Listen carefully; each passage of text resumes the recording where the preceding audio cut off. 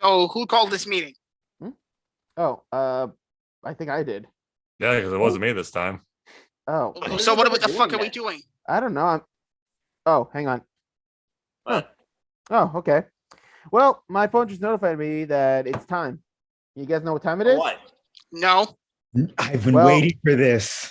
It's time for a death Battle!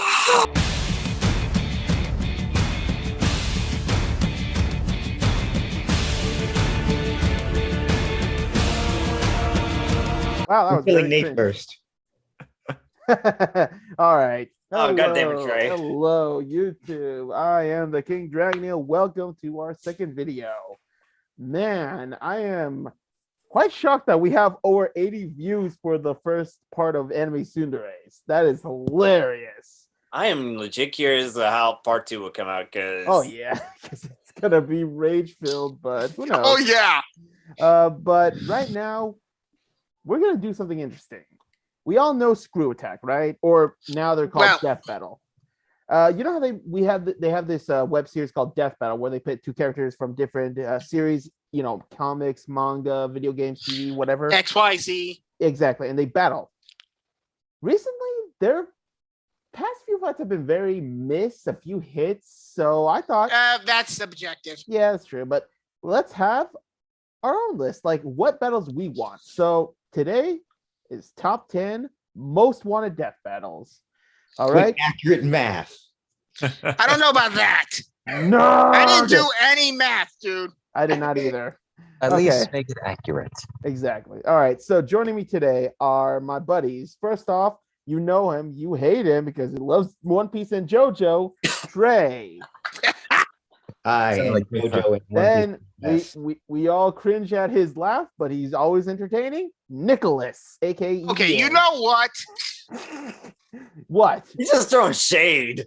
Look, is this okay. top 10 death battles or top 10 roasting? Let's just ask I that. don't know, Trey. I thought that, It could be both. we do it Alright. every day. So what's the difference? That's gonna Oh, be you. And speaking of every day, Brandon, my buddy, the Dark Reviewer, is here.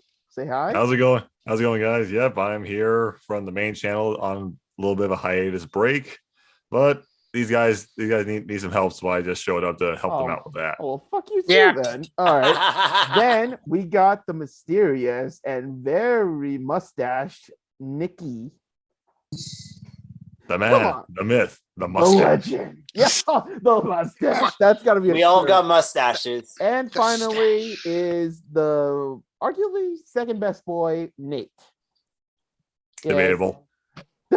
Oh, Wow, that's mean, Brandon. Well, you know what? This list is good for that. All right. So, few criteria rules. One, no returning fighters for the main list. Okay. We want to make this completely new, completely original. Two, only two characters per series. So, two Marvel, two DC, two Dragon Ball Z, two Attack on Titan, blah, blah, blah. Etc. Exactly. Three, you can have returning characters in honorable mentions. Four, I need you guys to pay for the Zoom right now. Okay, that's fine. And also no ties. Obviously, we don't need ties. Like that's just Yeah. ridiculous. So Ew. that battle. So Can we say it can go either way?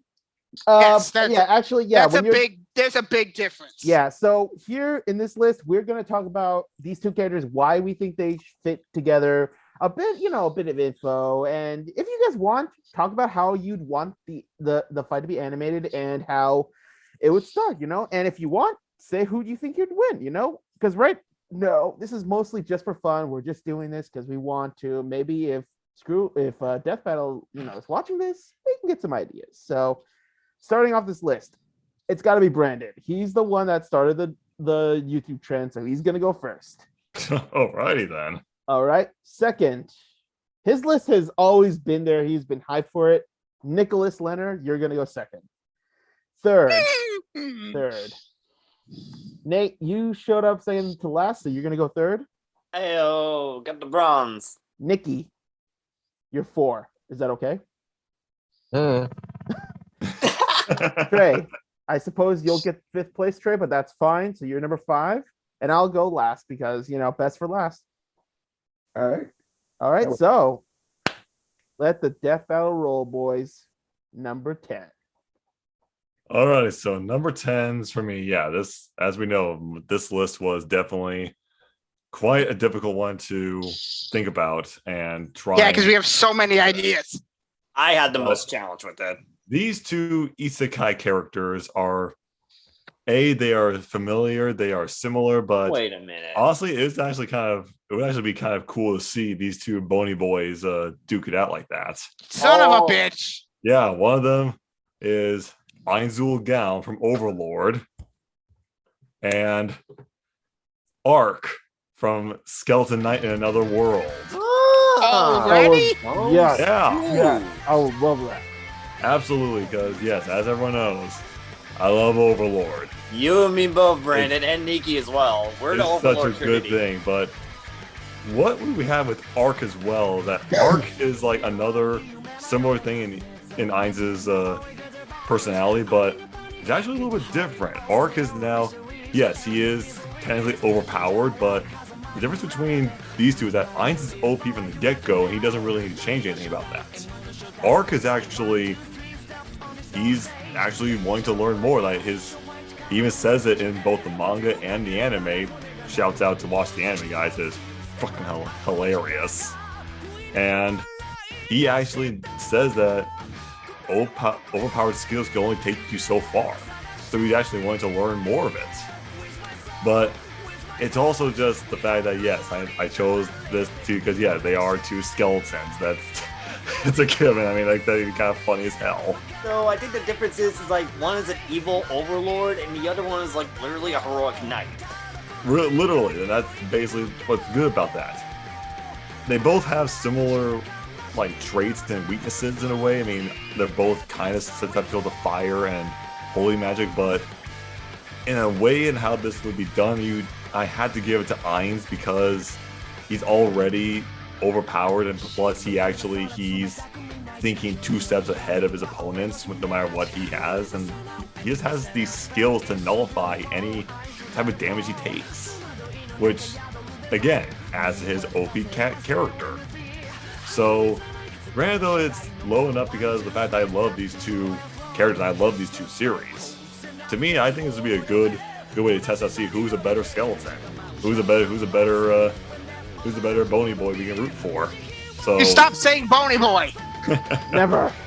Ainz versus Ark is my number 10 spot, actually. Wow. Okay, nice. Starting with each guy. All right, great. Nicholas. Nicholas? Instead of EDA. Instead of bony boys, how about bony dads? Sit the fuck down. All right, my number 10.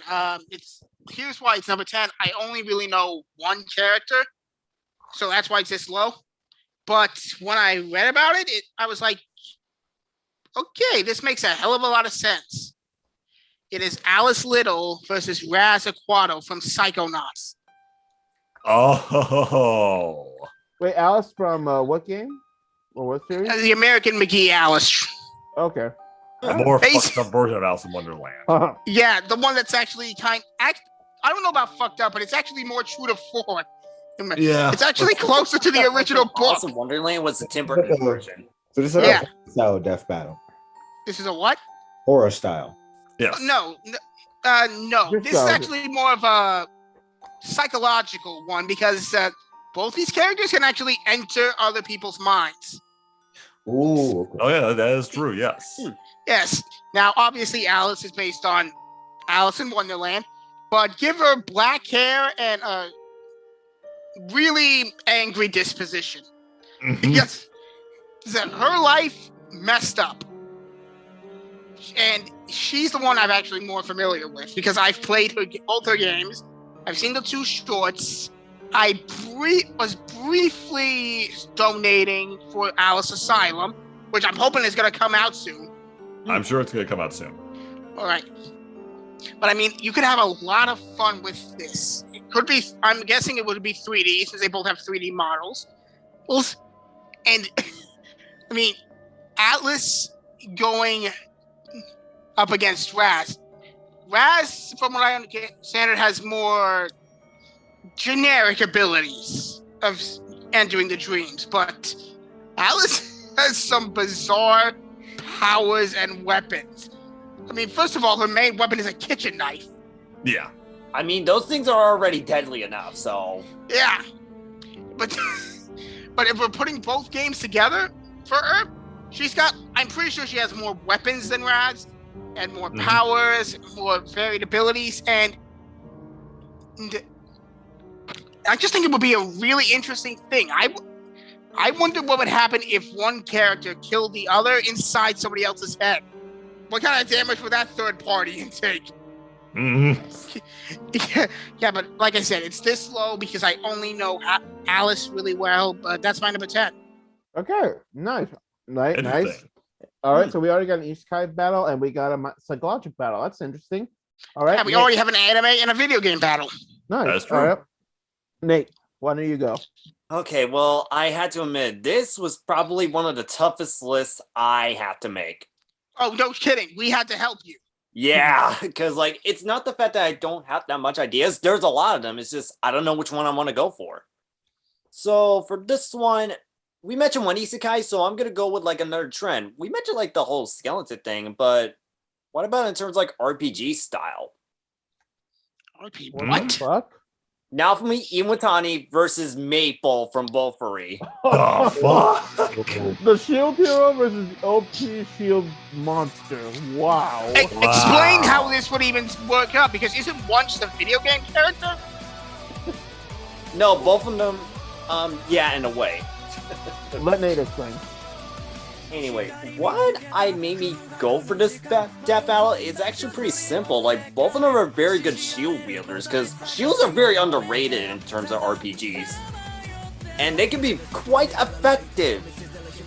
I mean, on one hand, we have Naofumi, who is pretty much misjudged for being the shield hero, but he proves everyone wrong by getting a lot of these skills and proving that defense can be the best offense. And now from these skill lists, including with the Wrath Shield, I think it will be a good matchup for Maple, because Maple in a lot of ways is almost similar because she has a lot of defense and most of the attacks can be poison or anything deadly.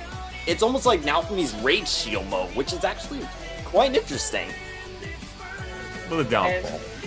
Yeah, plus it's also low because I can imagine it being one-sided, and yeah, as much as I love Naofumi, yeah, Mabel could probably own him.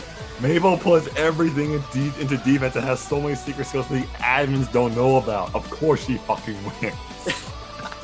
If the anime catches up to like the light novel or the webcomic, I think that would be a better chance for Malcolm. Yes. Yeah, he might have a better chance due to like the new shields that he gets, but yeah, Mabel will beat him without a doubt. Especially if she unlocks that mech mode, and I kid you not, she actually becomes a freaking kaiju. Oh my god. Like, she's just too overpowered, man. She's too overpowered, but she's too adorable. Wait. Overpowered. Yeah. Abilities nobody knows about. Everybody loves her. Isn't that the definition of a Mary Sue? Oh wow. Oh shit. Okay, we're moving on. Nate, are you almost done? Because I don't want to have my Yeah, name I'm broken. almost done. Like, I can also imagine, like, probably the introduction is maybe when Naofumi is just, like, trying to hunt down some monsters until, well, Maple accidentally bump into him, and both of them just, like, end up fighting for just, like, the stupidest reasons. Like, that battle always has the stupidest reasons for starting up a match, so I think this actually kind of fits in a way. I mean, Ace versus Nox just kind of started off dumb. Yeah, I did. Over John versus Tanjiro. Oh, Dude, I'm still not over that. Okay, yeah, alright. yeah, that's my number 10. Naofumi versus Maple. Very unlikely, but I think it will be kind of a funny death battle to see. It would If you're be. good, Alright, Okay. Nikki, go to number 10, please. All right. If there's one thing that we all like about is that yes, protagonists are cool, but what's even cooler is if we see the dark copies of themselves. So for my number 10, it is going to be Mad Jack versus the Six-Eared Macaque. From So- what? I don't know what those are from. And I'll explain. So Mad Jack is pretty much the dark copy of Samurai Jack, and then the Six-Eared Macaque is pretty much like the dark twin of the Monkey King, or as we know him as Sun Wukong from old Oh fiction. shit. So pretty much, The West. Oh, yeah, that can work. Oh, There's pretty a much- robot Sun Wukong.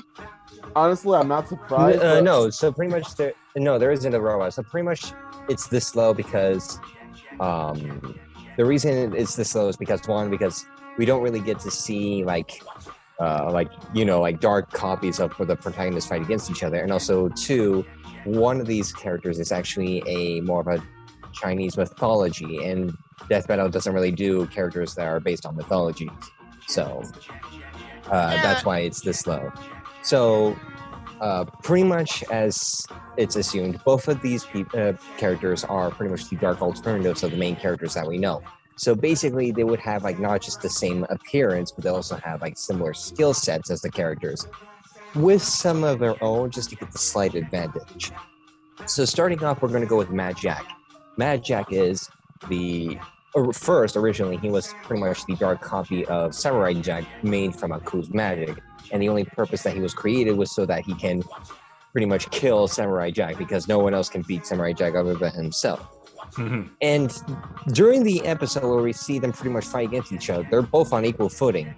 The only difference was that when Jack is able to calm himself down and pretty much put himself into not like a state of nothingness, but almost put his mind into Zen, he pretty much puts his anger and negative like emotions aside, and because of that, Mad Jack disappears. But but in the final seasons of Samurai Jack, we see him come back pretty much as a spiritual like psyche, or as like a psychological part of himself. So I don't see Mad Jack doing a lot of psychic damage, but he would go toe to toe with the six-eared macaque, because he has the same skill sets as Samurai Jack, and Samurai Jack has been fighting against machines, some forms of demons, and some warriors who used to be servants of gods and all that sort of shit. So there's that. Now, the six-eared macaque. A macaque is, for those that don't know, a macaque is a type of monkey. So the reason he's named the six-eared macaque is because he was born with sets of 3 ears on each side, making a total of 6 ears. So because of that, he has the ability to basically hear everything. He has an omnipotent sense of hearing. So even if he's asleep, nothing can try to attack him by surprise. So the six-eared macaque is pretty much like another copy of Sun Wukong, or as we know as the Monkey King, or Son Goku in other areas, so all of that. So he's able to fight with a bow staff. He is able to master the art of 70 true transformations, which basically means he can shift from one animal to another. And I don't know, I think he also has his own flying cloud, or a flying nimbus of his own, but I can't remember. But the only way to tell the difference between one and the other, from what I've understand, the macaque is more of a coward. Once you find out that he's the real, once you find out who's the real Monkey King and who's not, the macaque would just run away from a fight, as far as I know. So I would say in terms of this battle, I think the macaque might have a slight advantage, because the Monkey King is known for fighting against gods. Yeah. So, and Jack, we haven't seen him fight against a lot of gods, but that's just my assumption for there. So that's my number 10. That's That is actually an interesting very- matchup. That's Really weird. interesting idea. It would be. Really? All right, Trey, going to you, buddy. Oh boy, here we go. Jin Sakai, the ghost of Tsushima, versus Beatrix Kiddo, the widow, the bride that killed Bill. What? Okay.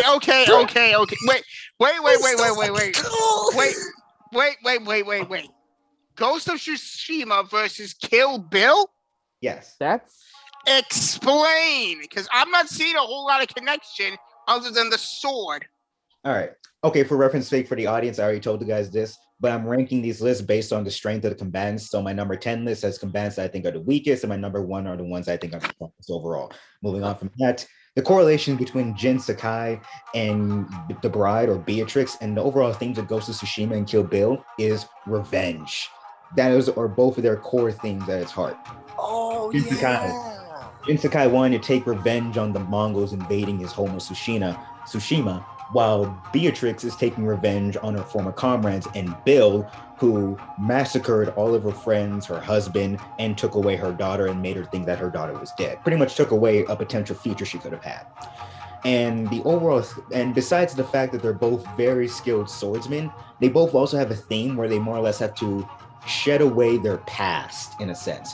With Jin Sakai having to shed away his past as a samurai to become more or less this assassin, rogue vigilante-like figure to bring justice to Tsushima and get revenge on the Mongols, whereas the bride has to shed away her past connections and feelings of attachment towards her former comrades, except for Ellie Driver. Fuck that bitch. But she has to shed away her past feelings of attachment, especially with Bill, who used to be her lover.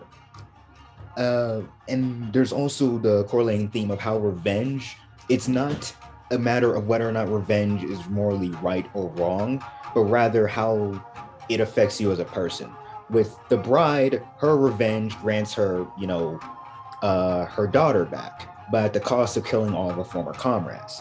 Whereas with Jin, his revenge allows him to free Tsushima, but as a result, he loses all of his honor, his standing, and his uncle either through, you spare him and you lose all connection with your uncle, or B, you have to kill your uncle and he ends up having to live in a shack in the woods. But beyond that, though, if I was to say how I think this death battle should be presented, I would say live action would probably be best suited for this one. And as to who I think would win this matchup, while I would say that Beatrix is a better fighter and is better from a physical standpoint, arguable in strength, I would say Jin Sakai takes the win simply because of the fact he has better tactics. Like, even though the bride used to be an assassin, she often just rushes in blind. Like, That's true. And What that a tends to get her in horrible trouble. idea. And that nearly gets her killed by Bud. So for an opponent like that, it would be pretty much just Jin facing like someone he used to be. And he has more than enough equipment to that. He has bombs, he has smoke grenades, he has poison darts, he has literal armor, he has rope darts. Like, he has so much more equipment to take out Beatrix at any range. Like, if it was a pure sword fight, I would probably give it to the bride. But with his equipment, experience, and him not being too far from a physical standpoint, I'd give it to Jin.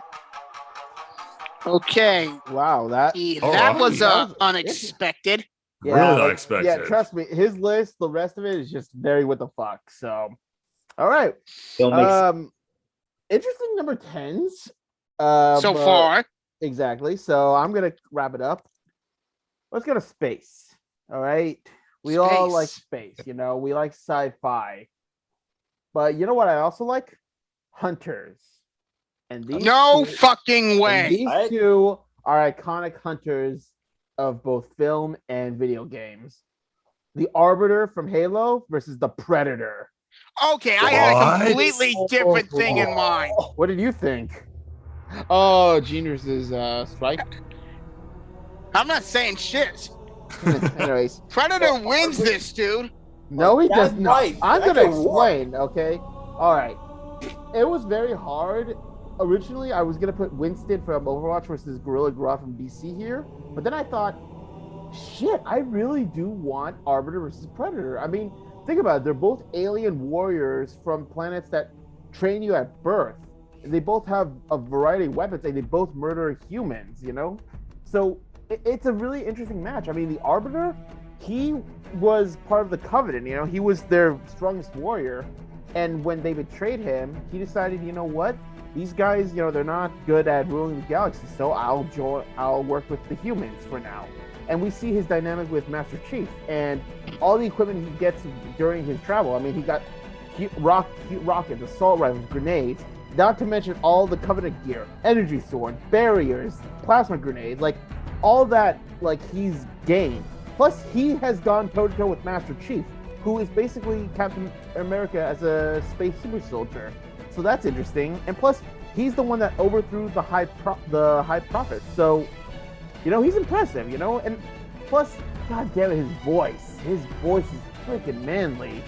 So, I gotta add him. And what better opponent than the Predator, an alien that we've seen hunt humans. Like, it hunted the Terminator at one point. Like, that was awesome. I mean, Razor Wait, Blade. what? Well, Arnold Schwarzenegger. Okay. Yeah, Dude, Predator versus Terminator would have been an amazing crossover. yeah, that would. But yes, Predator has arm blades, disc blades, plasma cannons, nets, spears, like all this shit, and he can self-destruct like a bitch. I mean, You're also forgetting invisibility, heat vision, voice copying. Yeah, it has a variety of abilities, which would be interesting against Arbiter, who can also camouflage, you know? And plus, like, this thing can rip out a human spine with a hand, Yeah. one hand. Like, that's impressive, all right? Like, how I think this fight would go is the Arbiter is in a forest trying to figure out what's going on with the UNSC forces that are gone. All of a sudden, you see Predator hunting him. So we get like a kind of cat and mouse game at first. Then they go to brute strength, which would be amazing. Shut up, Nicholas. And honestly, like, based on everything, I would try to give it to Arbiter. I mean, Predator is a very strong warrior, but Arbiter, you know, I think he has more combat experience because we don't really follow a specific predator. We follow predators as a species. So I would have to give it to Arbiter, you know, for this fight. What is it, Nicholas? Maybe, but I know the perfect first line for this fight. What? Arbiter's walking through the forest. He pushes some brushes out of the way, sees a skinned human being, and from behind you just hear, "Want some candy?" Oh, maybe, who knows? But yeah, the reason it's this low is because at this point, do you guys really think they're not going to do this fight? I feel like they're going to do this fight one day. No, I put anything off that they admit they're gonna do. That's true, Yeah. but still, this one is really requested, so hopefully it happens, you know? Arbiter vs. Predator, that is my number 10. Okay. Wow. Again. I'm sorry, what, Trey? You talking shit? Interesting foul that I'm fully on board with. Okay. All right. So now, number 9s. All right. Let's see if the salt will run right now. Brandon. Okay, I mean, mine is that yeah, we went to some anime, but let's bring in something else I like, comics. 'Cause I Woo! know Alright. a lot of us like comic books, right? Mhm. So. Because these two, this one was definitely one I knew for a fact I wanted to see him fight somebody, and this one is much better than just him facing against the one that people think he looks the most like. Oh, God. boys, there he is. We're going to embrace the chaos with Moon Knight Oh my freaking god. versus Against Azrael from DC. Yep. Yeah. I would like that. definitely Yes. makes more sense than Batman. Oh Literally. my god. They both have dissociative identity disorder. And a actual point. superpowers. To a point, I'll explain more about that as well. It makes like we know, it makes a lot more sense than Moon Knight versus Batman, which they've done for a million times on Death Battle. Actually, Just like- they've only done him 4. Let me go shut up. Still the most I've ever seen on Death Battle. So yeah, Moon Knight, Mark Spector / Jason Lockley / Stephen Grant. This guy is he is literally just not right in the head, but it's also just he knows the pure provocation of being a fist for vengeance and a fist for justice in his own sick, twisted way to his master Khonshu, which Khonshu constantly fucks him over time and time and time again, always changing the agreements to like free him from his point. There's always like one small tiny little detail that he's missing that keeps him going back to Khonshu. And plus the guy's suit, it is badass, it is fun, but it's also like he has a bow staff, moon crescents, a grappling hook, a moon crescent stealth bomber, and especially, and I know for a fact they won't do this for it, but maybe they will, just the OP Supreme Moon Knight, where he gets the power of the Phoenix Force, the power of the Ghost Rider, the power of the Eye of Agamotto, the power he stole from Mjolnir. The guy's what the hell was Marvel smoking when they did this character? I don't even know. I don't know. You tell me what they did with Thor, man. You tell me. I got a I better don't- question. Tell me what they did to Layla in the TV series. I don't know. We're not going down that road, but it goes into his opponent Azrael from DC, the supposedly next person to take the mantle of Batman. And I mean, yes, like Trey does said, they both have similar ways of identity disorder, but that's not technically true. I mean, yes, in a way with Azrael, but he's more just like he was brainwashed. He doesn't have like a split personality. But regardless of the fact these two have that same mentality, they both are fighting for something that they know is for vengeance for a different party, but it's just also for a style of justice. I mean, come on, wouldn't we love to see these two just like Moon Knight throwing his crescent darts and then Azrael is just blocking it with his gauntlets and throwing his like makeshift batarangs at him, and Moon Knight deflecting with his bow staff. Well, you know what Moon Knight would have to do? Do random shit. Yeah, pretty much. But if I was gonna give this edge, like it would be really, really close. It's a really close fight between these two. They were both trained well. Mark Spector, Moon Knight as a mercenary, assassin, and a warrior for the Moon God. Azrael trained by this league to become the next Batman, study him from abroad, and just almost be like the Taskmaster in that universe, just copying Batman's moves. It is a really close combat.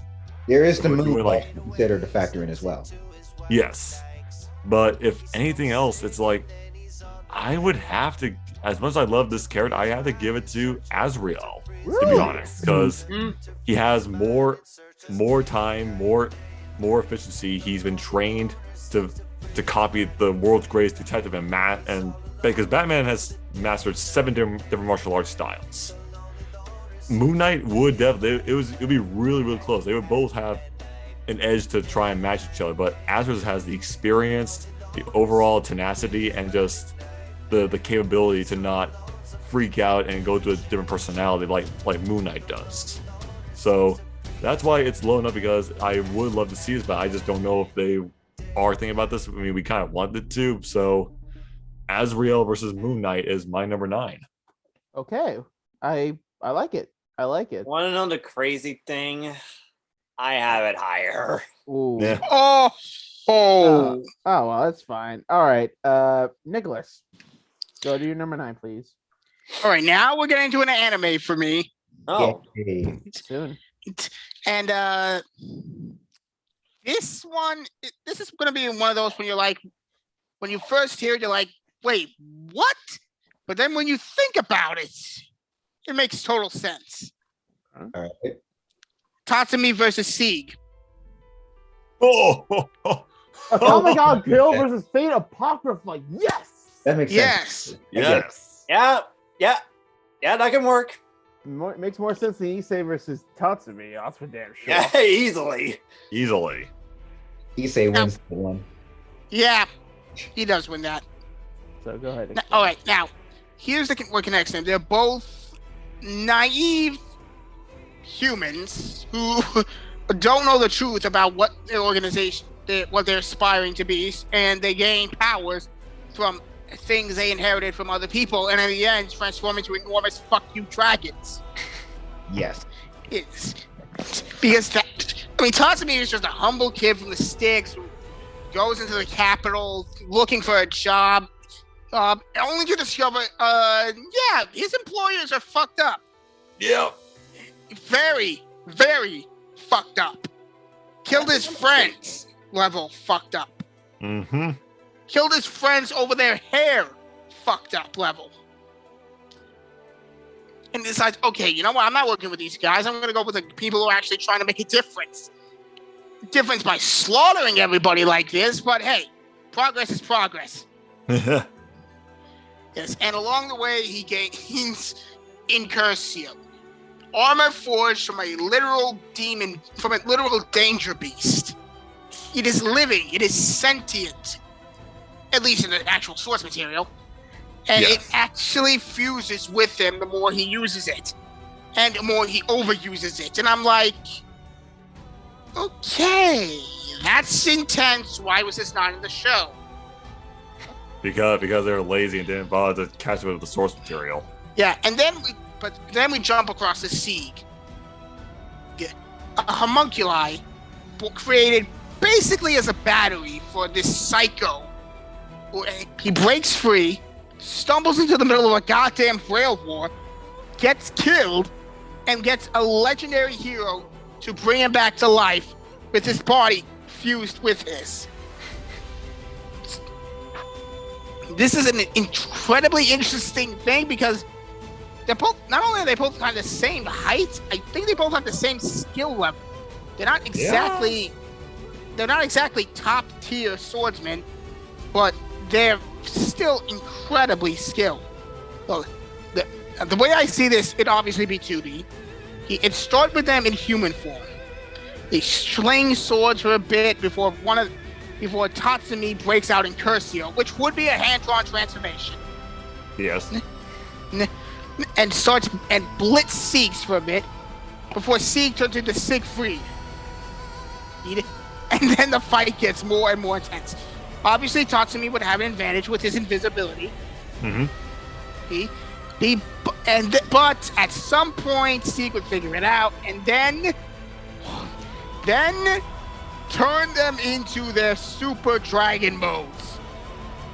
Because that is an awesome way to end it. Yes. I gotta be honest, I do not know who wins this fight. Okay, because it could go either way. Yeah, in my mind, it could go either way. But I think Tatsumi might win just because he has a bit more experience than Sieg.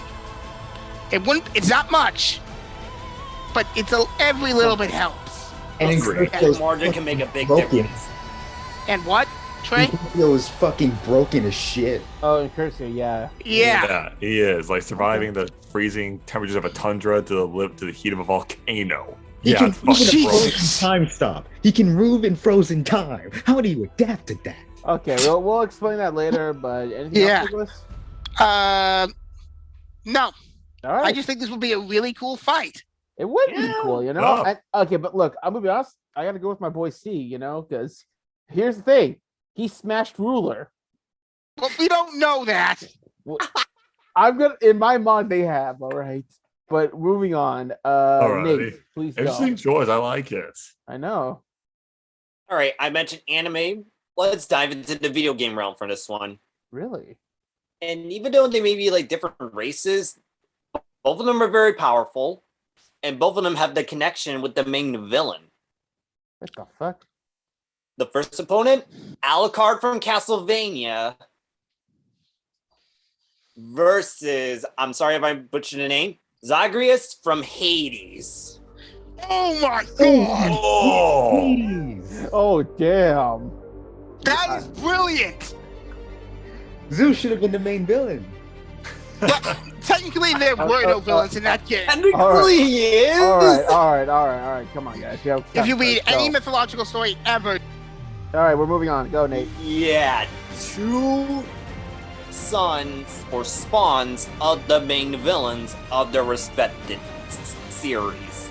That one automatically, when I thought about which one I'm gonna go for, this one automatically went on my list. And granted, it's a bit low since I only know one series, and that would be Castlevania, but I did do some research with Zagreus.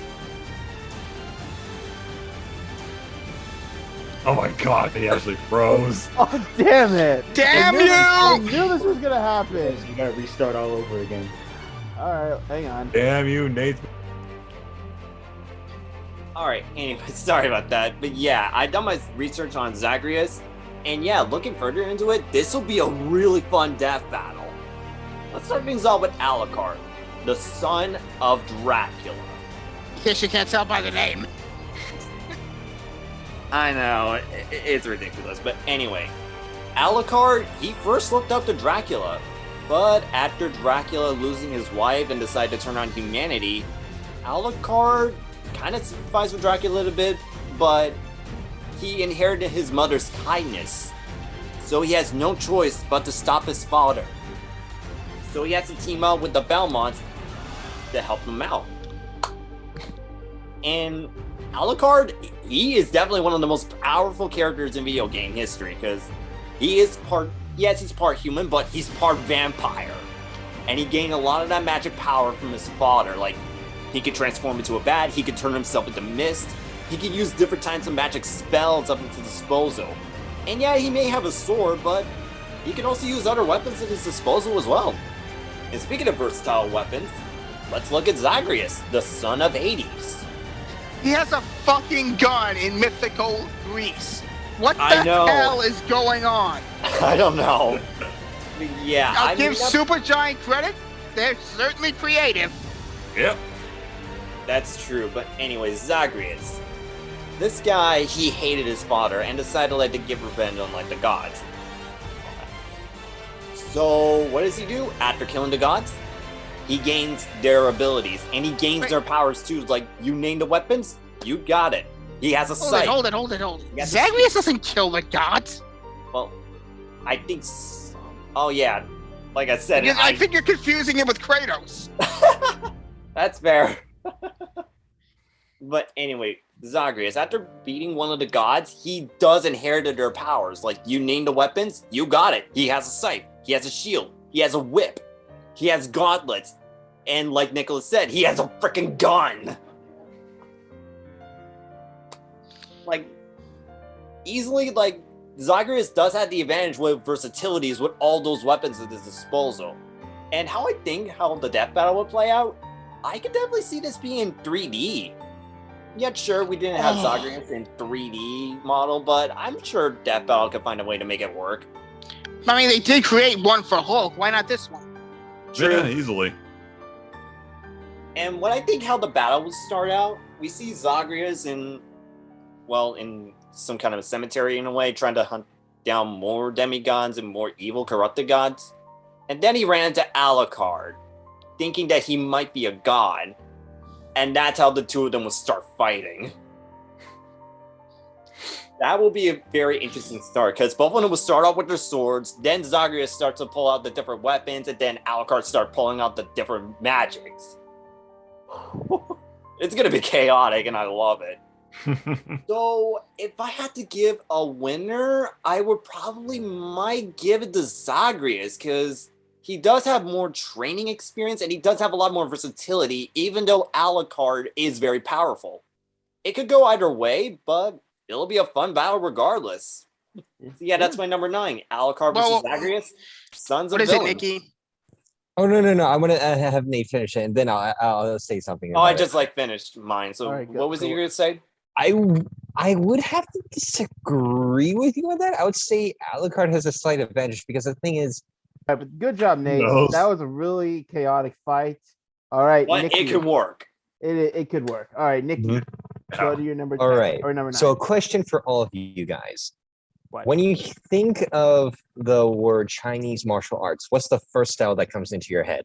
Dragon Fist. Dr- Bruce What? Lee. Drunken fighter. Kung Fu. Wait, what did Kevin say?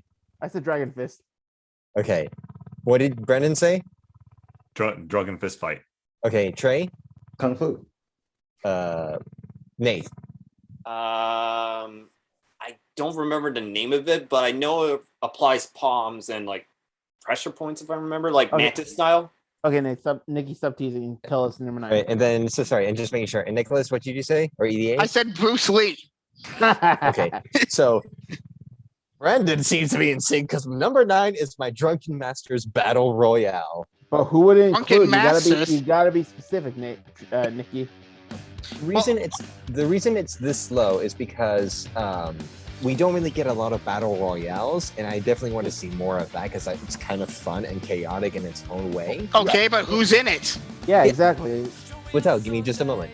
So we pretty much have like a Bruce Lee battle royale. So for this one, I would say we would have 5 characters who are pretty much the archetype of the Drunken Master style.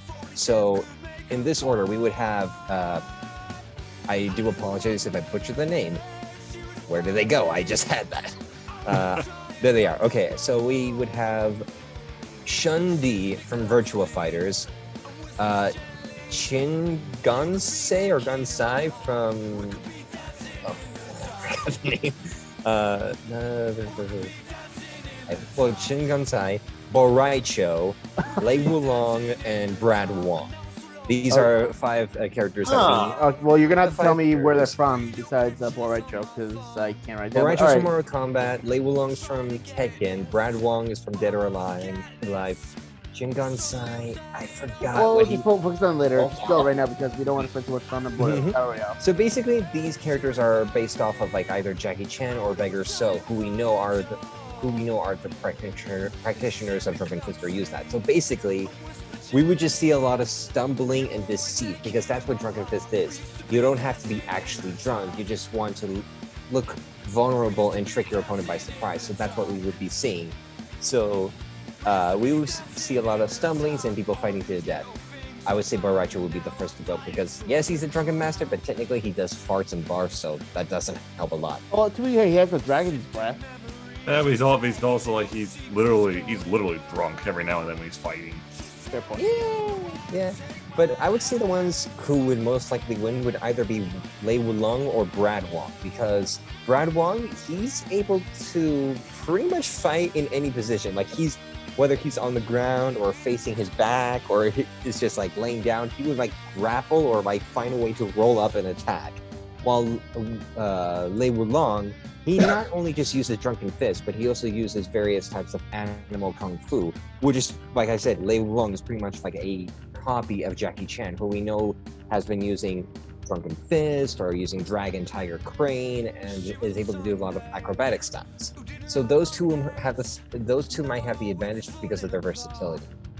So that's just that. So it would just be funny just to watch. It's like everyone just fighting and then I win.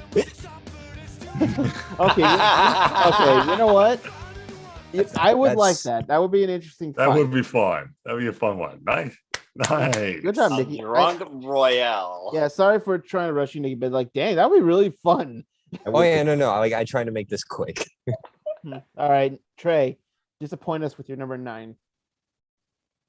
The most popular character of my hero, the great explosion murder god Dynamite Katsuki Bakugo, Oh, God yeah. damn, that's a mouthful. the most requested mutant to get a live-action X-Men movie, the Gambit, the leader of the Guild What? of Thieves, Gambit, Remy LeBeau. Gambit is Gambit? I honestly, I would not mind that. I like it. Gambit wins. Gambit wins. I'm not just saying it because I hate Bakugo. He's just got more experience. His powers are more versatile. Okay, go ahead, Trey. Go ahead, Trey. Just, let him, just go ahead. I'm gonna give a response that's probably gonna surprise you on this. So the thematic purpose or connection between Katsuki and Gambit, besides the obvious, explosion, boom, boom, yeah, boom, explosions. It's the fact that both of them kind of start out as, for lack of a better term, unheroic characters. With Katsuki, of course, being the bully we all wish got a punch to the nuts, and Gambit being a literal fucking thief. But both of them ended up kind of learning the true meaning of heroism as they gain more experience and acquaintance by going to a respective super-powered school. And they both end up becoming more heroic as a result, while still keeping that sort of their respective attitudes that other people would call unheroic, but in all honesty, it's just jerk with a heart of gold trope all over again. And I would honestly say both of them made a surprising rise to popularity, especially amidst the other characters you think. Like even Horikoshi himself said that he did not expect Bakugo to be as well liked as he turned out to be, with him even admitting to making actual changes and retcons to his character after the first chapter.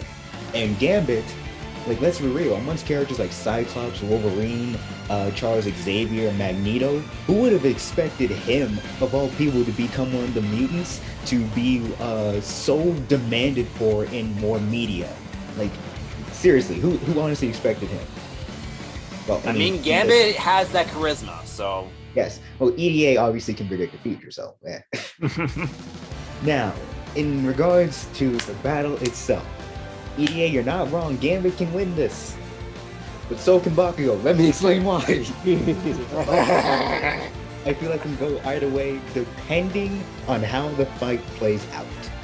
See, you're right. Gambit has way more experience, way more skill, and depending on the environment they're placed in, like say a city, he has way more to work with. Like he can just transmit his kinetic energy to anything he wants, and his explosions in terms of sheer raw power output, they are powerful. They can easily match Bakugo's best explosions, like reaching the sides of buildings, damaging sentinels in the danger room, damaging even the likes of Rogue and Sabretooth. They're really fucking powerful. And I think even once with a can of beans, he blew up an entire like fucking naval ship. Not like a whole cruise or anything, nor like those World War II ships that they run on D-Day and shit. Yeah. Like World War manageable size. But Bakugo, he has his own advantages. One, he has way more maneuverability because he can fucking fly. Two, he is actually physically superior to Gambit. Like, and you may not believe me on this one, but remember, you know how the chin is probably one of the most sensitive areas, like just getting punched in it can knock a dude out? Yeah. Bakugo took a knee from All Might directly to his chin and hit it headfirst into the side of a building. How long did it take him to get back up and keep on fighting again? I want to know how come his jaw is still working even after all that. I mean, considering how much he clenches it while thinking of Izuku, then yeah, probably steel. Yes, the thing with Bakugo is he's overshadowed by his classmates like Izuku or Kirishima who excel in strength and durability. But he is actually a physical nightmare in his own right. Like in his first fight with Deku, he lifted a dude that probably weighs over 120 pounds. Deku, of course, I'm referring to, one-handed with no sign of strain. I'm pretty sure none of us could actually do that ourselves, right? And not to mention the fact that he can keep up with people, again, referring to Deku here, who can dodge automatic fire, and spoiler alert, in the manga, his explosions even allow him to fucking go faster than the speed of sound at one point. Of course, his body can't withstand for very long. He can't keep up with Tenya, so...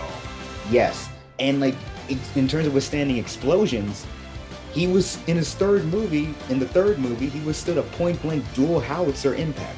So both him and Gambit have exceptional feats of their own, especially regarding explosions and physicality. Bakugo being physically superior overall, but Gambit just having way better skill, experience, and versatility like EDA said. So here's my conclusion. If Bakugo plays it smart and keeps his distance from Gambit, I think he can take him out. But if he goes in close like he usually does, Gambit can knock him out that way. Yeah, and you're also forgetting about one key thing. Temperament. Oh, yeah. Because here's the thing. Gambit's calm, cool demeanor throughout the entire fight would piss Bakugo off so much that he would make a mistake. And that's when Gambit could win. Yeah. Bakugo is literally a time bomb 24/7. Yeah, while Katsuki is smart, he does have a bad temper. Yeah, but who knows? But yeah, still, you know what? That's very explosive, and I like it. You know. Fuck off. Then again, if he's able to somehow access One for All, then he can win. But who knows? I know. Highly doubt that. I know. Apocalypse powers where you can disintegrate people. True. All right, let's go to mine. All right, time to bring cartoons because we all like cartoons, right? Now I got a question for you guys. Is mayonnaise an instrument? Yes, Patrick Star. But who's he gonna fight? Wait, are you guys asking why I chose Patrick? No, I'm waiting. Sweet Bippy, I did. I have an idea who it is. Ed versus Patrick Star. Ed. Cartoon Network versus Nickelodeon.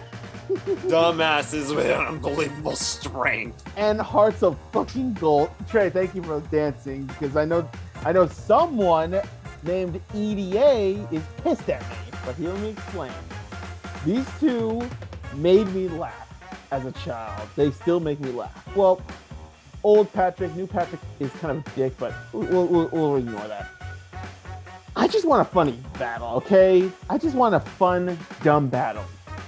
But not like Macho Man Randy Savage versus Kool-Aid Man or Deadpool versus Pinkie Pie. No. Oh, that was cringe. I want two idiots with unbelievable strength like Nate said to battle. Ed. He is by far the strongest character in the Ed and A universe, okay? As a toddler, he lifted a house and slammed it on Double D, okay?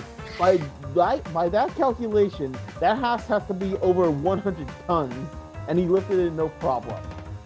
And his jaw is strong. He could bite. He once bit a fucking slide out.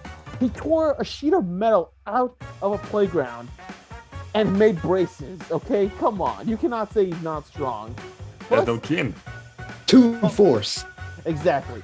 Plus, he is durable. I mean, this guy could just step through a car and act like freaking Flintstones. Like, there's so much. And plus, he's got the secret weapon, gravy or toast. He has this random shit in his coat. He can just throw it out. Toast. Exactly. He just throws random shit. Like, but his biggest strength comes when he's Rage Ed, when he has a little pebble in his shoe and he becomes a monster. Like, can we not just say he was terrifying when he was pissed? Yeah, he was hilarious. That episode just like, what the hell? He made Sarah shut the fuck up. Easily my favorite moment. Exactly. Now let's go to Patrick. Okay? Yes, he's the dumb sidekick of SpongeBob, but he's not weak. I mean, you guys have seen him lift his rock underwater. That is strong.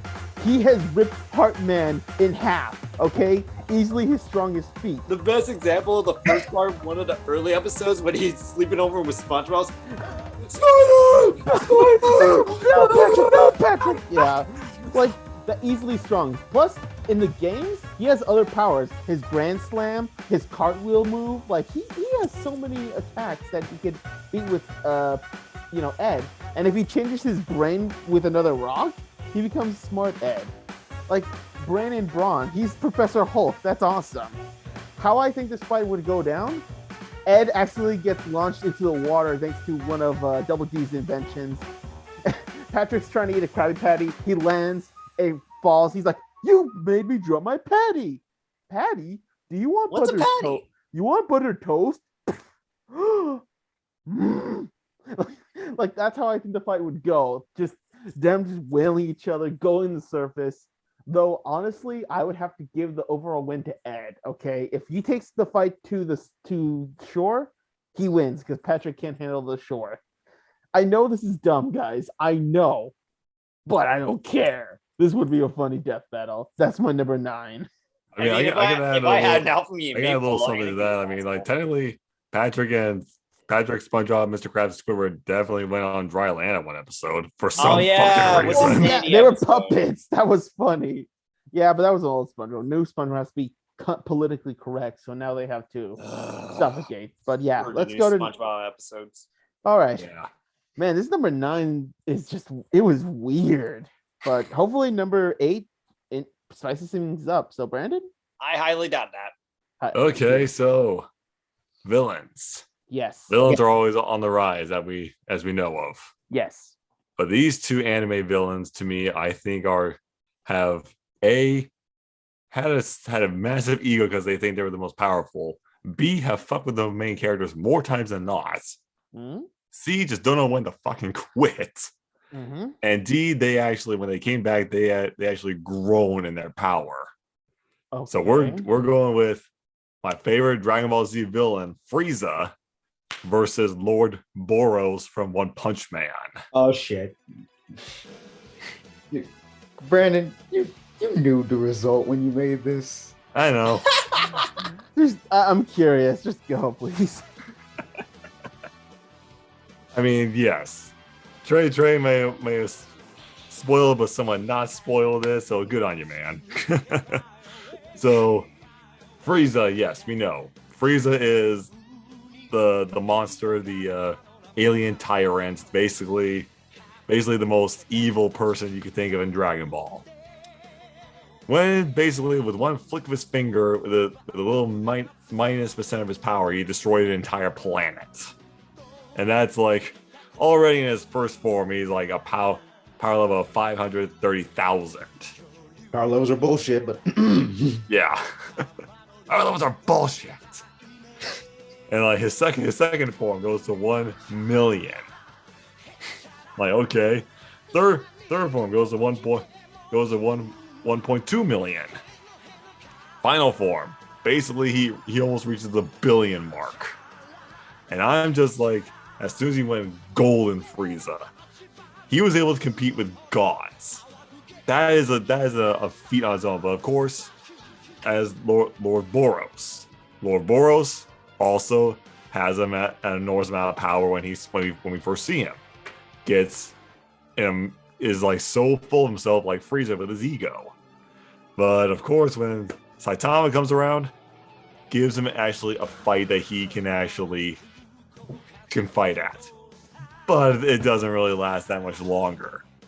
Until, I mean, I will say this about One Punch Man 2, especially with the manga, Lord Boros does attain a vast different amounts of power. Able to not just take 1, 2, but 3 of Saitama's punches, all one after the other, which normally one punch would send somebody flying. So how this fight would go, I can literally see just Frieza just marveling at like the destruction that he's doing, and then Lord Boros shows up out of the fire, looks up at him like, "You really think you're the might, the power of a god?" Frieza would just get out and like empower to his final transformation. "I don't just believe I have the fight the power of a god. I am a god."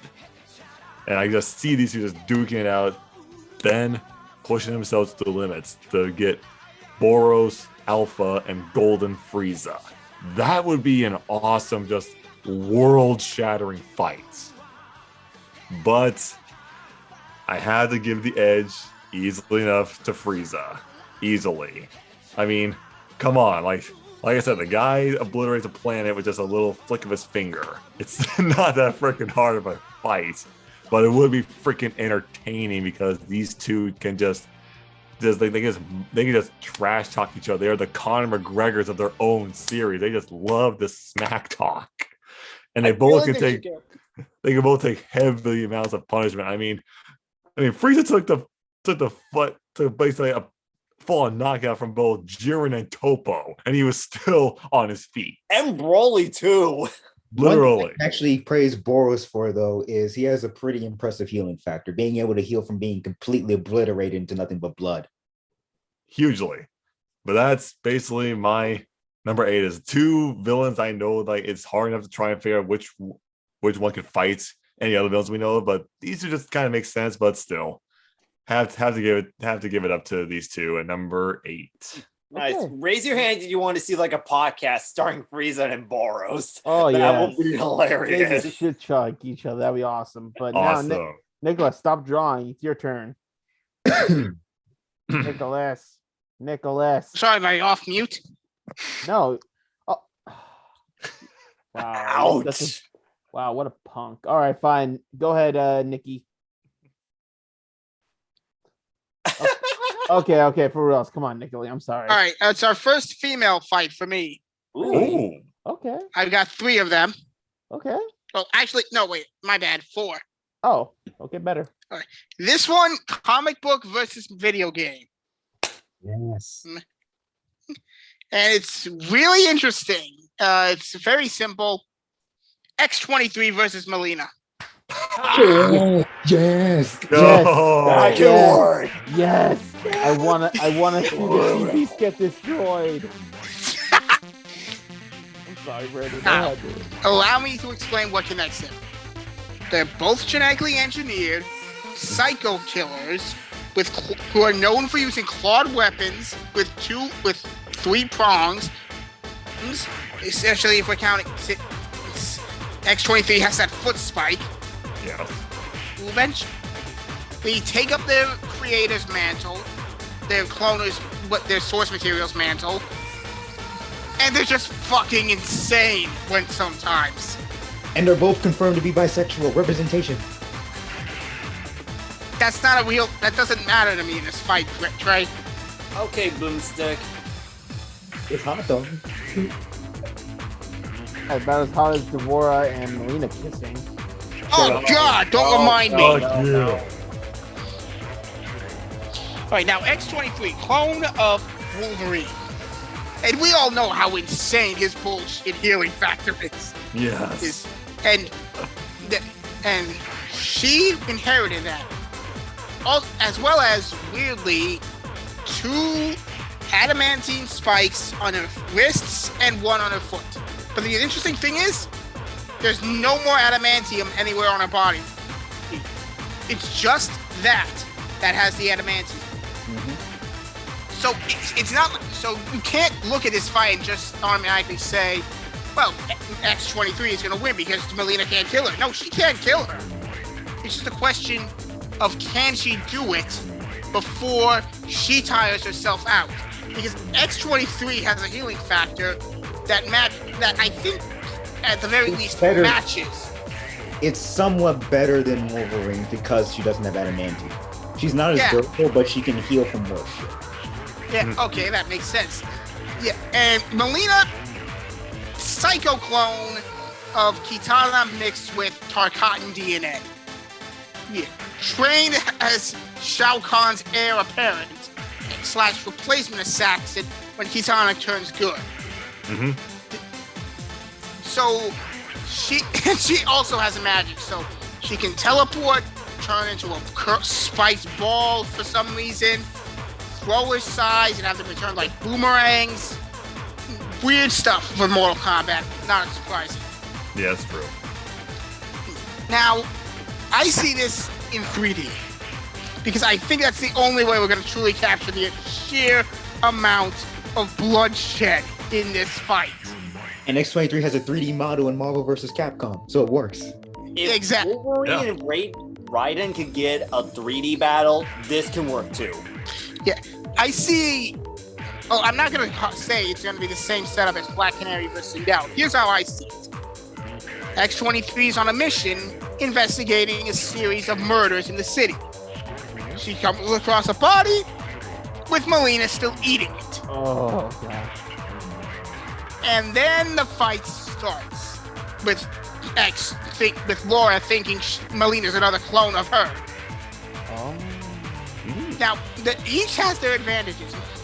Is obviously Laura has healing factor, endurance, and I want to say super senses as well. Kind of. Yeah, and obviously combat training and experience and combat training. Mileena, I think she has an edge in versatility, unpredictability, and that teleportation power. Also long range. Don't Long forget. range and also Yeah. still experience as well. They both have somewhat experience. Yeah. But I'm going to be honest, because of X-23's healing factor, I think she takes this. Because here's the thing. Mileena can take a punch, but she can't regenerate a limb. Very true. But Laura has gone through insane stuff and come out the other side mostly intact. It takes a lot to overtax her back.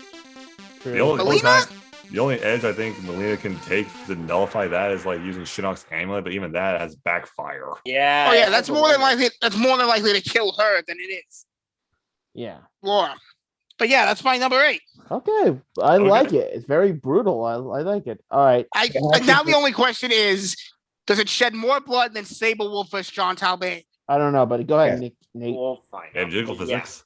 Hey, can you actually one more thing? Edio, who did you say the winner was again? I was distracted. X-23 Yeah, okay, yes. All right. because of the healing factor. All right. Yeah. Let's do this. All right. Nick All right. Nady. We're staying into the video game realm for this one. Ooh. These two, I pinned them together because 2 things.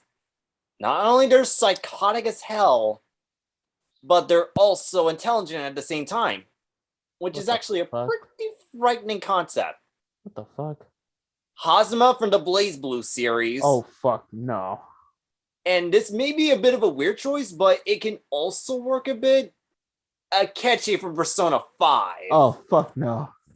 Oh fuck no. What the fuck, Trey?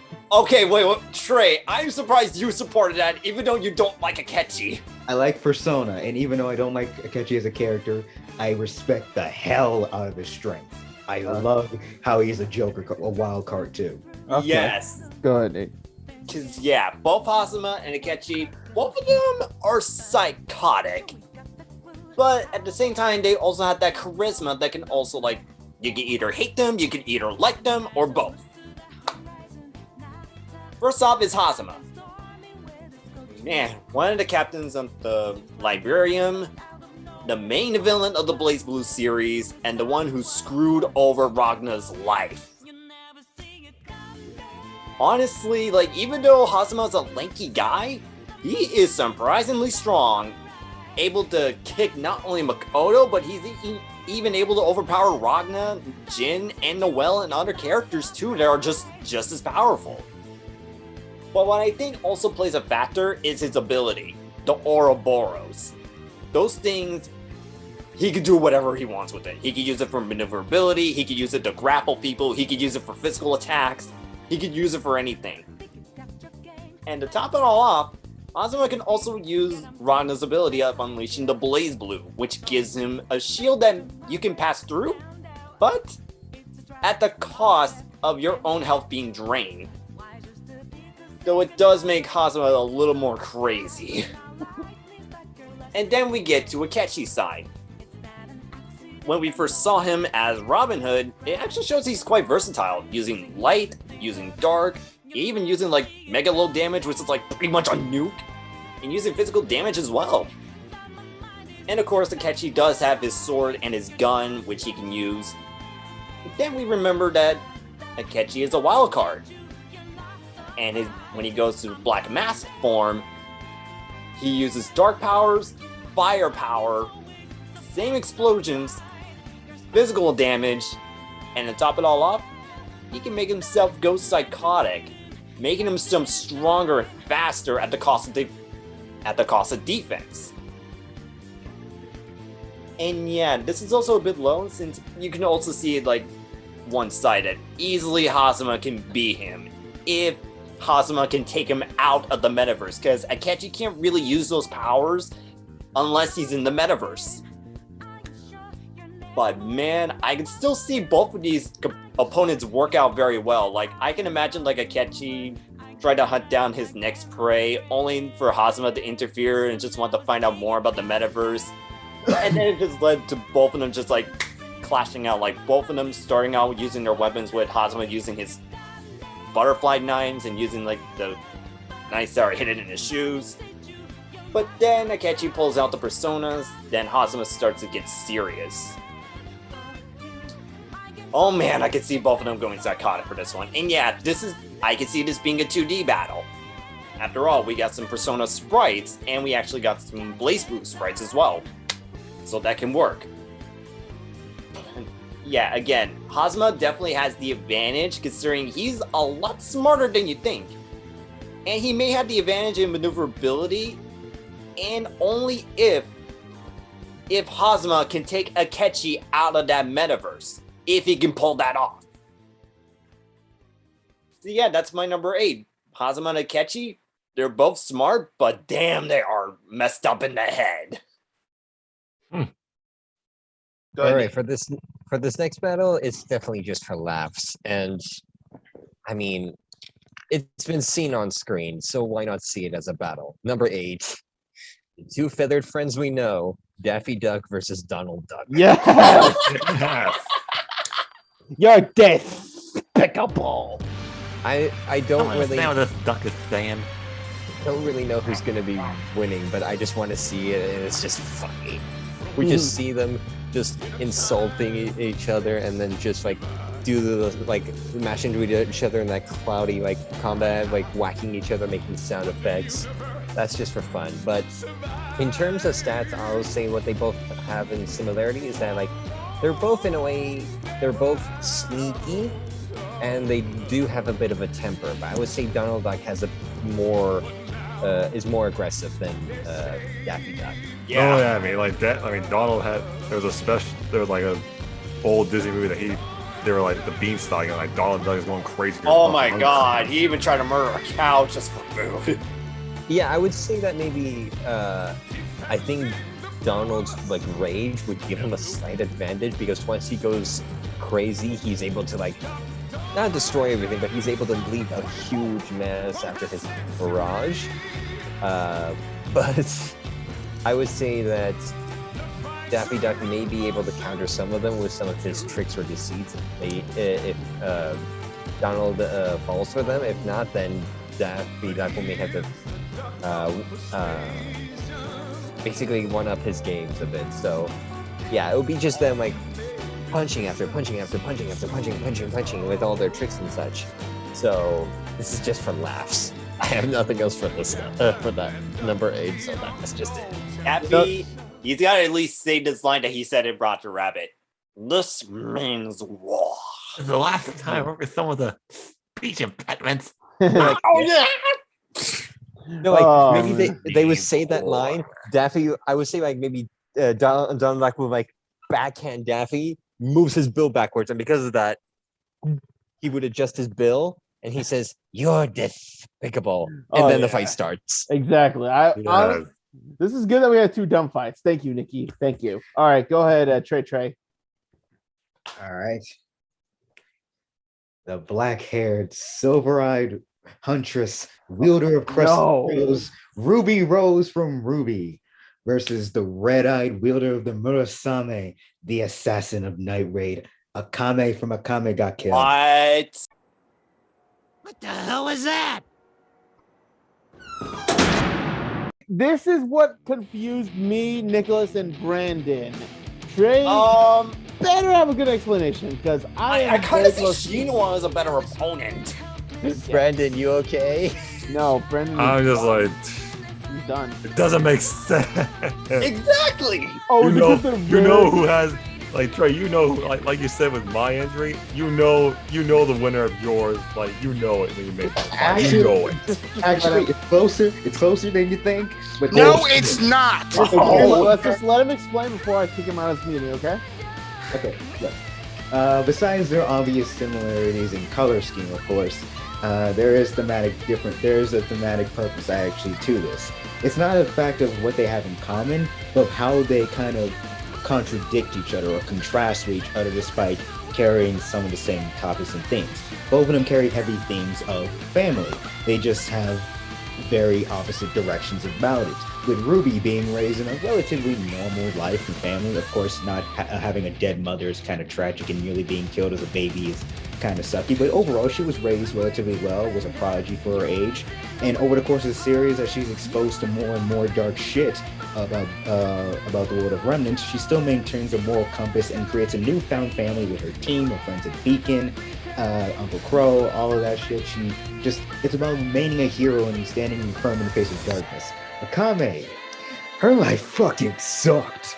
Orphaned with her sister and forced into this Hunger Games Battle Royale type experiment set up by the Empire, where they take children, put them in a danger, beast-infested zone, and said, whoever survives will be turned into our new child assassins, and is raised by the Empire, brainwashed into thinking they're the good guys, hunts down multiple rebels until she breaks free of her brainwashing, but is unfortunately forced to kill her former found family with the Empire and leave her drug-addicted sister behind.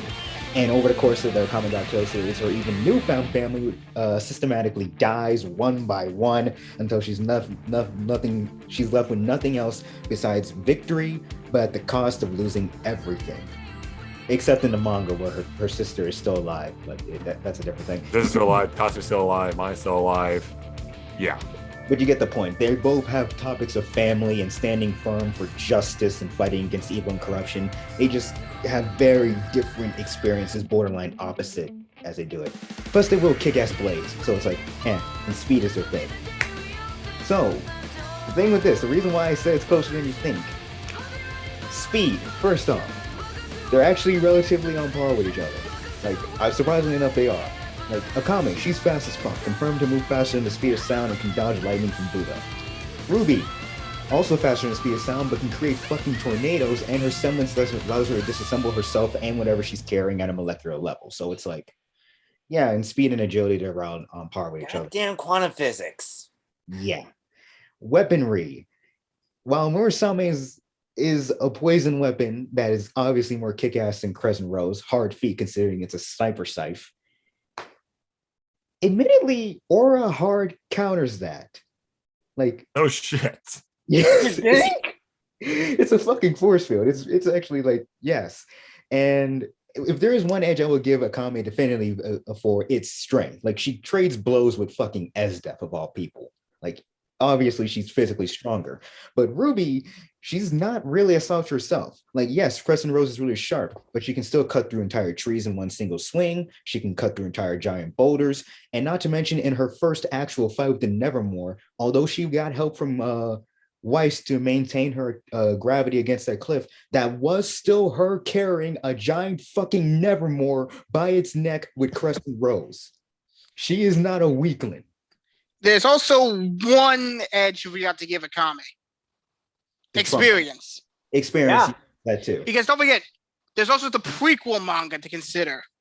Absolutely. And that is the thing that honestly clinches it for Kame. Because yes, in terms of pure physicality and weaponry, they can go both for blow each other. But Akame, she's an assassin that's been doing this since childhood. Ruby at best has been training since she was around maybe 10, like maybe in grade or middle school, maybe. Yeah. And while Ruby isn't a bad fighter on her own, like how many one-on-one fights can you say she's actually won over the course of the series besides Not a whole lot. Plus, None. if you Zero. take away her Zip. scythe, then she's at a big disadvantage.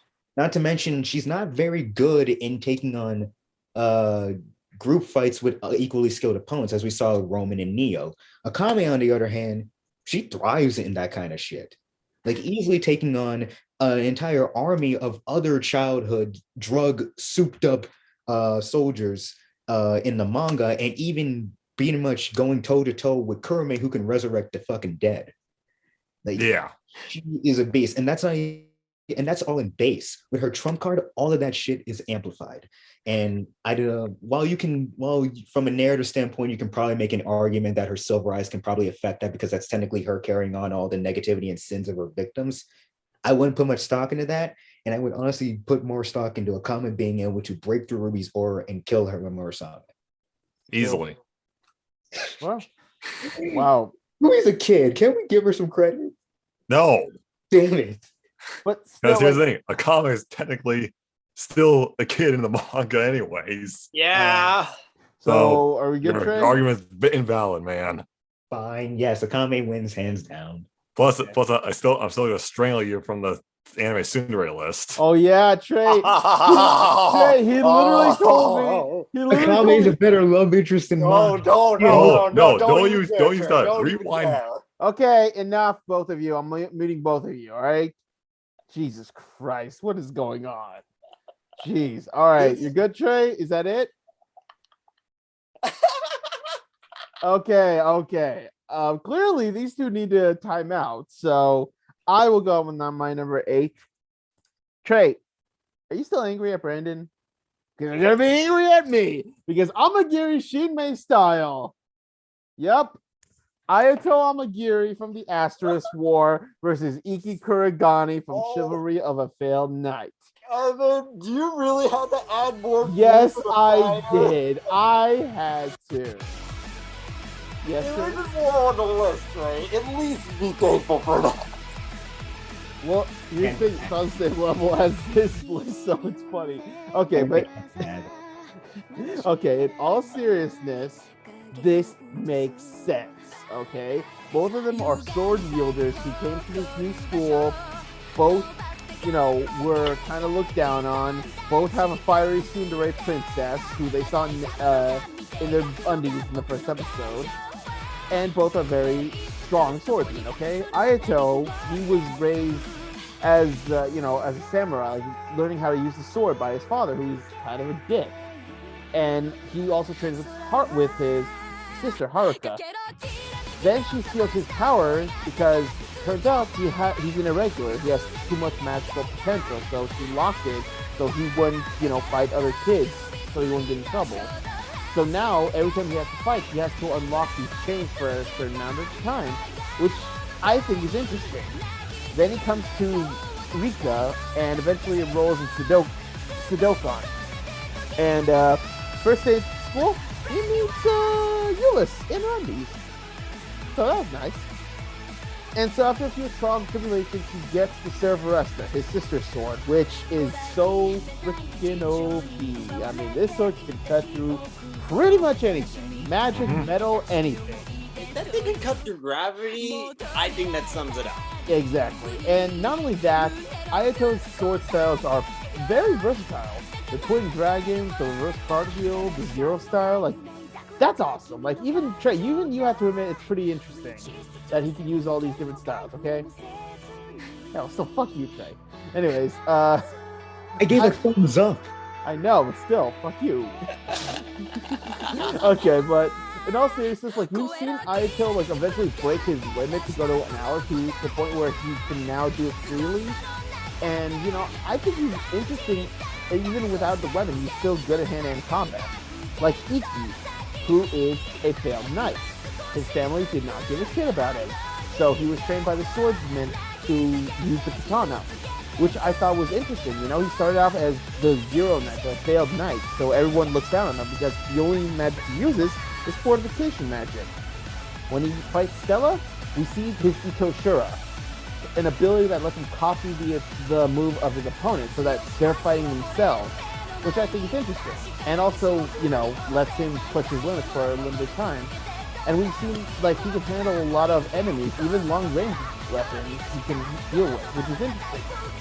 Then he evolves to Ito Raikiri, which is pretty much an attack that's so fast, in 1 second, he can beat his opponent. That was awesome. And what I like about Iki is that he always focuses on everything. He focuses on his opponent. If he knows they're shooting at him from distance, he'll take the hits just so he knows where they're going to be. So, Ayato has strength, Iki has intelligence and experience. So how I think this fight is go, let's have a school fight, okay? They're both their schools have a tournament. They both, you know, attend. They're in the final round. Their friends are cheering for them, and they fight. That would be interesting. And as a little tidbit, maybe Euless and Stella start cheering like, "Hey, you shut up! Ayato can win." No, Iki can win. You bitch. And they just start fighting too, which could lead to Euless and Stella, which would be cool too. Overall, though, it's got to be Ayato. I mean, Iki does have experience, and his Itoshura is strong, but Ayato's power is greater. His sword is greater, and he's fat. I think arguably he's faster. But yeah, honestly, this would be an interesting fight. You know, against two protagonists that are pretty similar. You know, I would like a video game with Asterisk War and Chivalry as a crossover. That'd be cool. You know. So yeah, that's my number 8, Ayato versus Iki. Okay, Trey, you can come back. God damn, man. Why you gotta be so salty? Okay, go ahead, Brandon. You're number 7, please. Alrighty, so my number 7, comics and video games. Mm-hmm. These have been used in a lot of different ideas. But which ones haven't been used in both those franchises yet? Magic. Yay! Simple. And these two cosmic beings are just the big baddies of their own in their own mediums. Dormammu from Marvel versus Jeddah from the Darkstalker series. Okay. That can work. Oh shit, that actually sounds more even than I thought it would be. Yeah. Nice. Literally. I mean, you got Dormammu. As we know, Dormammu, I've come to bargain. This guy is the ruler of the Dark Realm.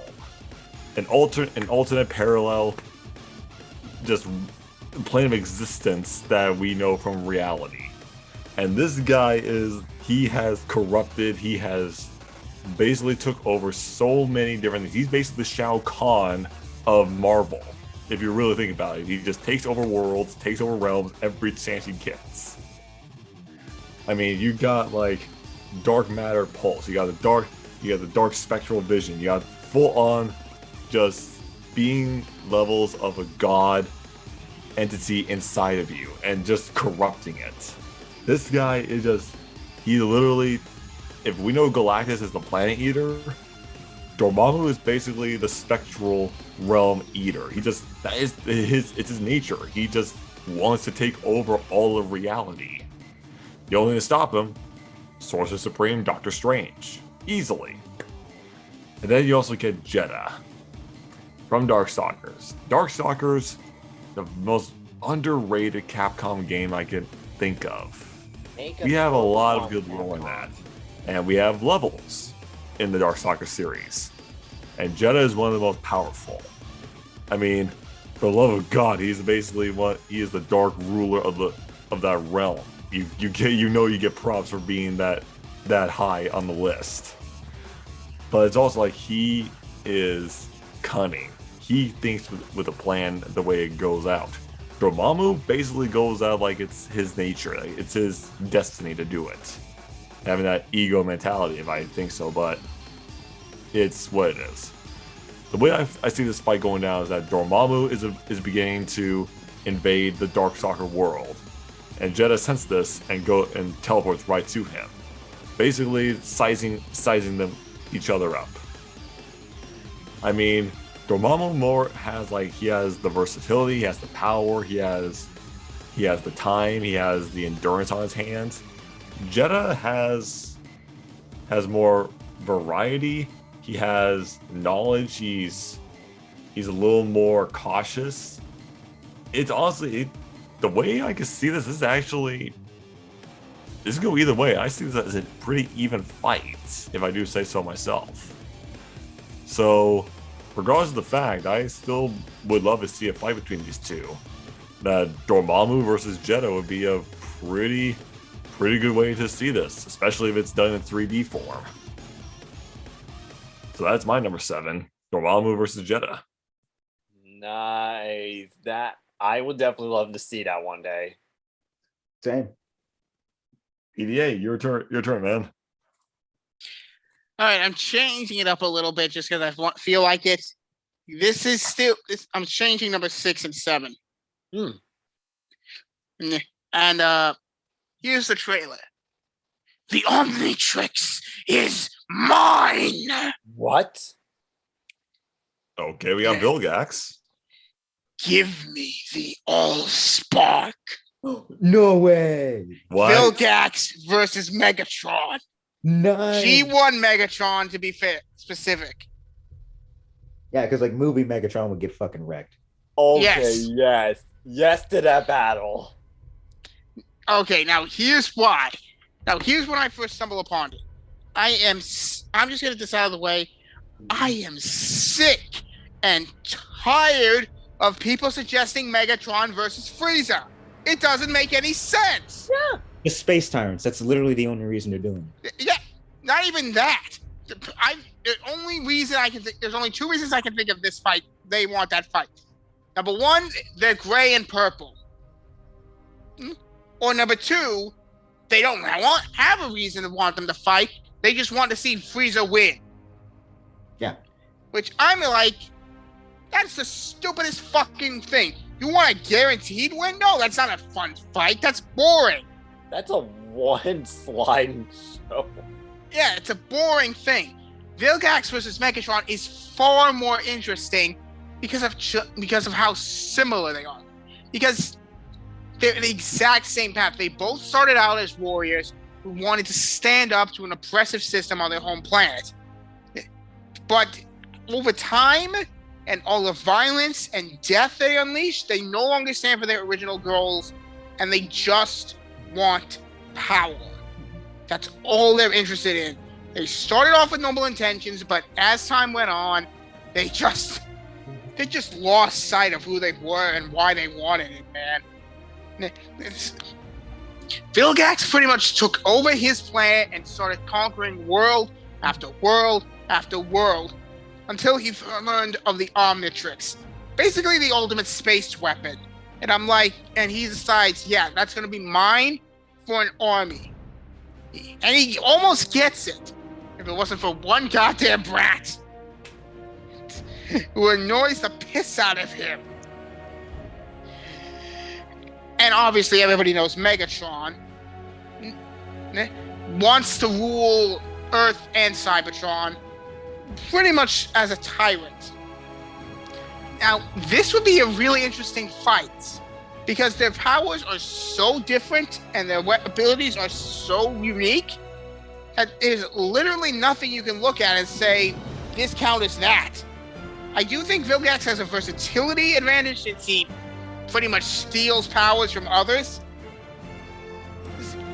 And he's just... I don't know the size difference between them, but I think Megatron will be slightly taller. No, he towers over him. Yeah. I mean, the little guy's Easily. like what? Like he's like 7 feet, maybe. Megatron's about almost the size of a building. Almost the size of Empire State. Oh well, that's so basically Vilgax. Yeah, I think it would start. The fight would start with Vilgax boarding a ship crewed by Megatron, and the fight goes from there. I think it would be 2D, maybe 3, but I think Megatron wins this. Think so? Yeah. Hmm. I think so. Okay. Yeah. But at least it wouldn't be a fucking stomp like people who wanted Frieza versus Megatron. Yeah, I mean, Megatron can handle a ship exploding. Yeah. Frieza's destroyed planets in his first form. Like, that's just stupid. Yeah. And anything They else, only Nicholas? want it because they just want a guaranteed Frieza win. Which is stupid. Anything else, Nicholas? All right. Wonderful. Hmm. All right.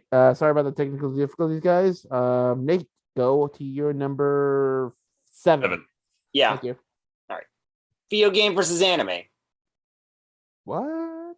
Yeah, we got hybrids for this one. Nero from the Devil May Cry series. Get ready. And the other one, this was a real toss-up on which of the sisters to go for.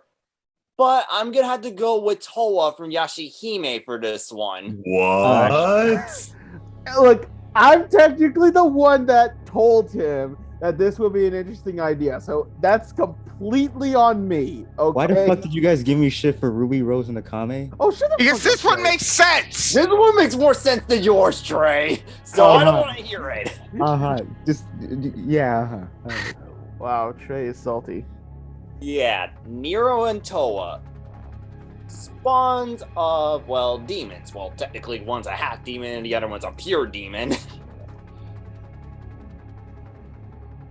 Anyway, what I think about how this fight can actually work is that, well, both of them are demon hunters. Both of them had, like, that experience, and both of them had that bit of a rebellious nature, even though they're both level-headed in a way.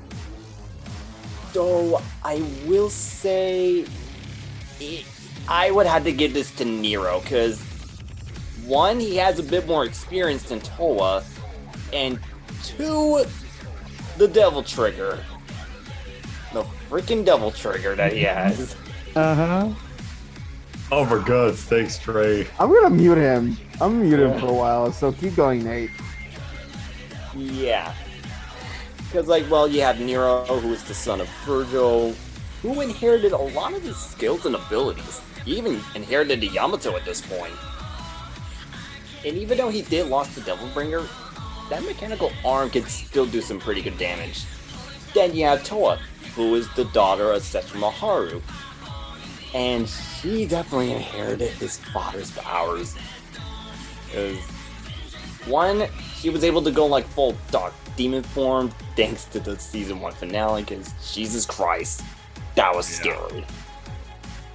But on the other hand, like, even though Towa may not have that much experience, she can actually be quite adaptable to the situation, and she can actually give Nero a bit of a difficulty time if she can pull up some surprise moves now and then.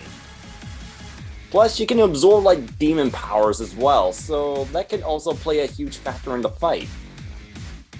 How I think the fight will play out, I can definitely see this being a bit 2D, maybe 3D, who knows?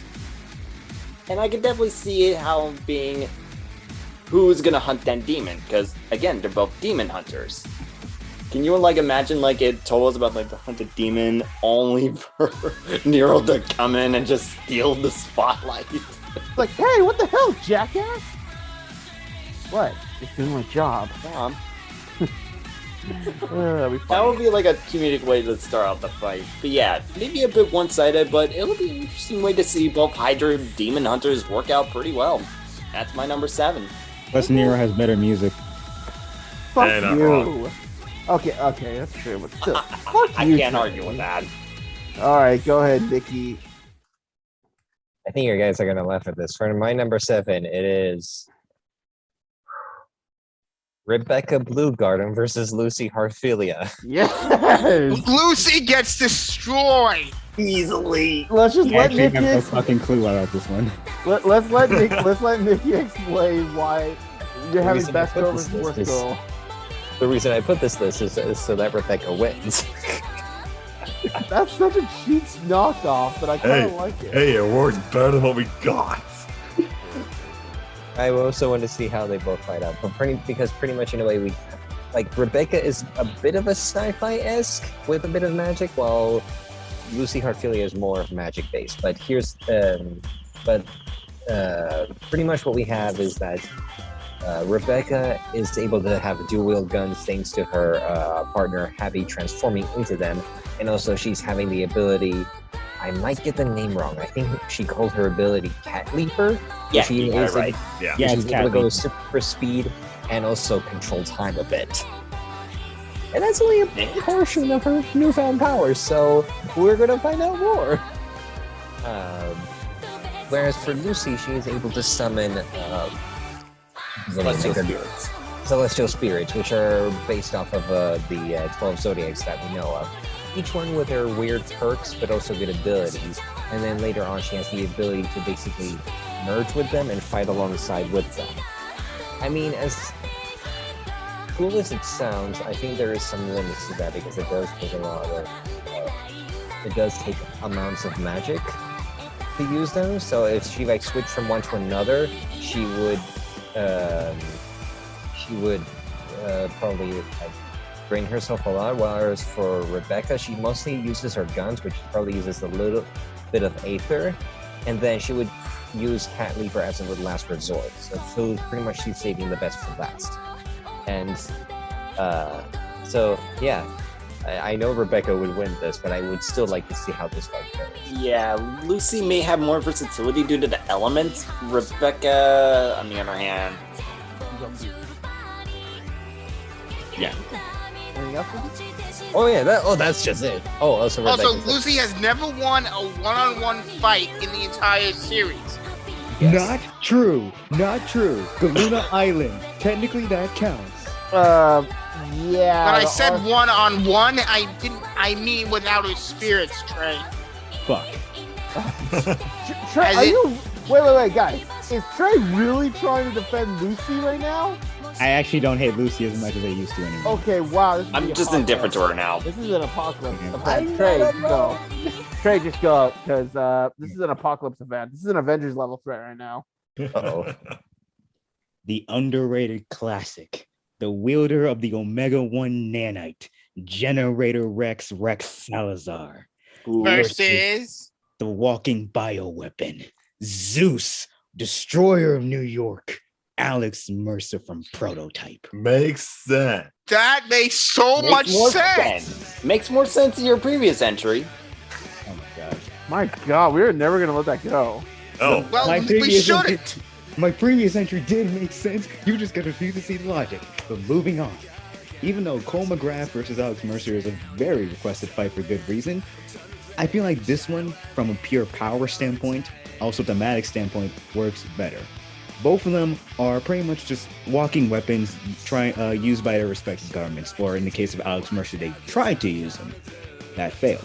The difference is Rex Salazar, both of them had lost their memories. Rex Salazar has always been Rex Salazar, even from the very beginning. He's always maintained his humanity. He just lost his memories of his previous life for a bit and started working for Providence, but eventually regained them again and, became more whole. Alex Mercer is dead. He's just dead. What we got now is pretty much just the virus possessing his corpse's memories.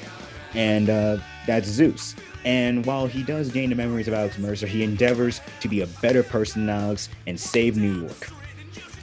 Until he goes on a trip around the world, gets betrayed by some bitch, and decides that humanity deserves to fucking die, and decides to go, hey, fuck you guys, let me start COVID-19. And just Prototype 2 happens.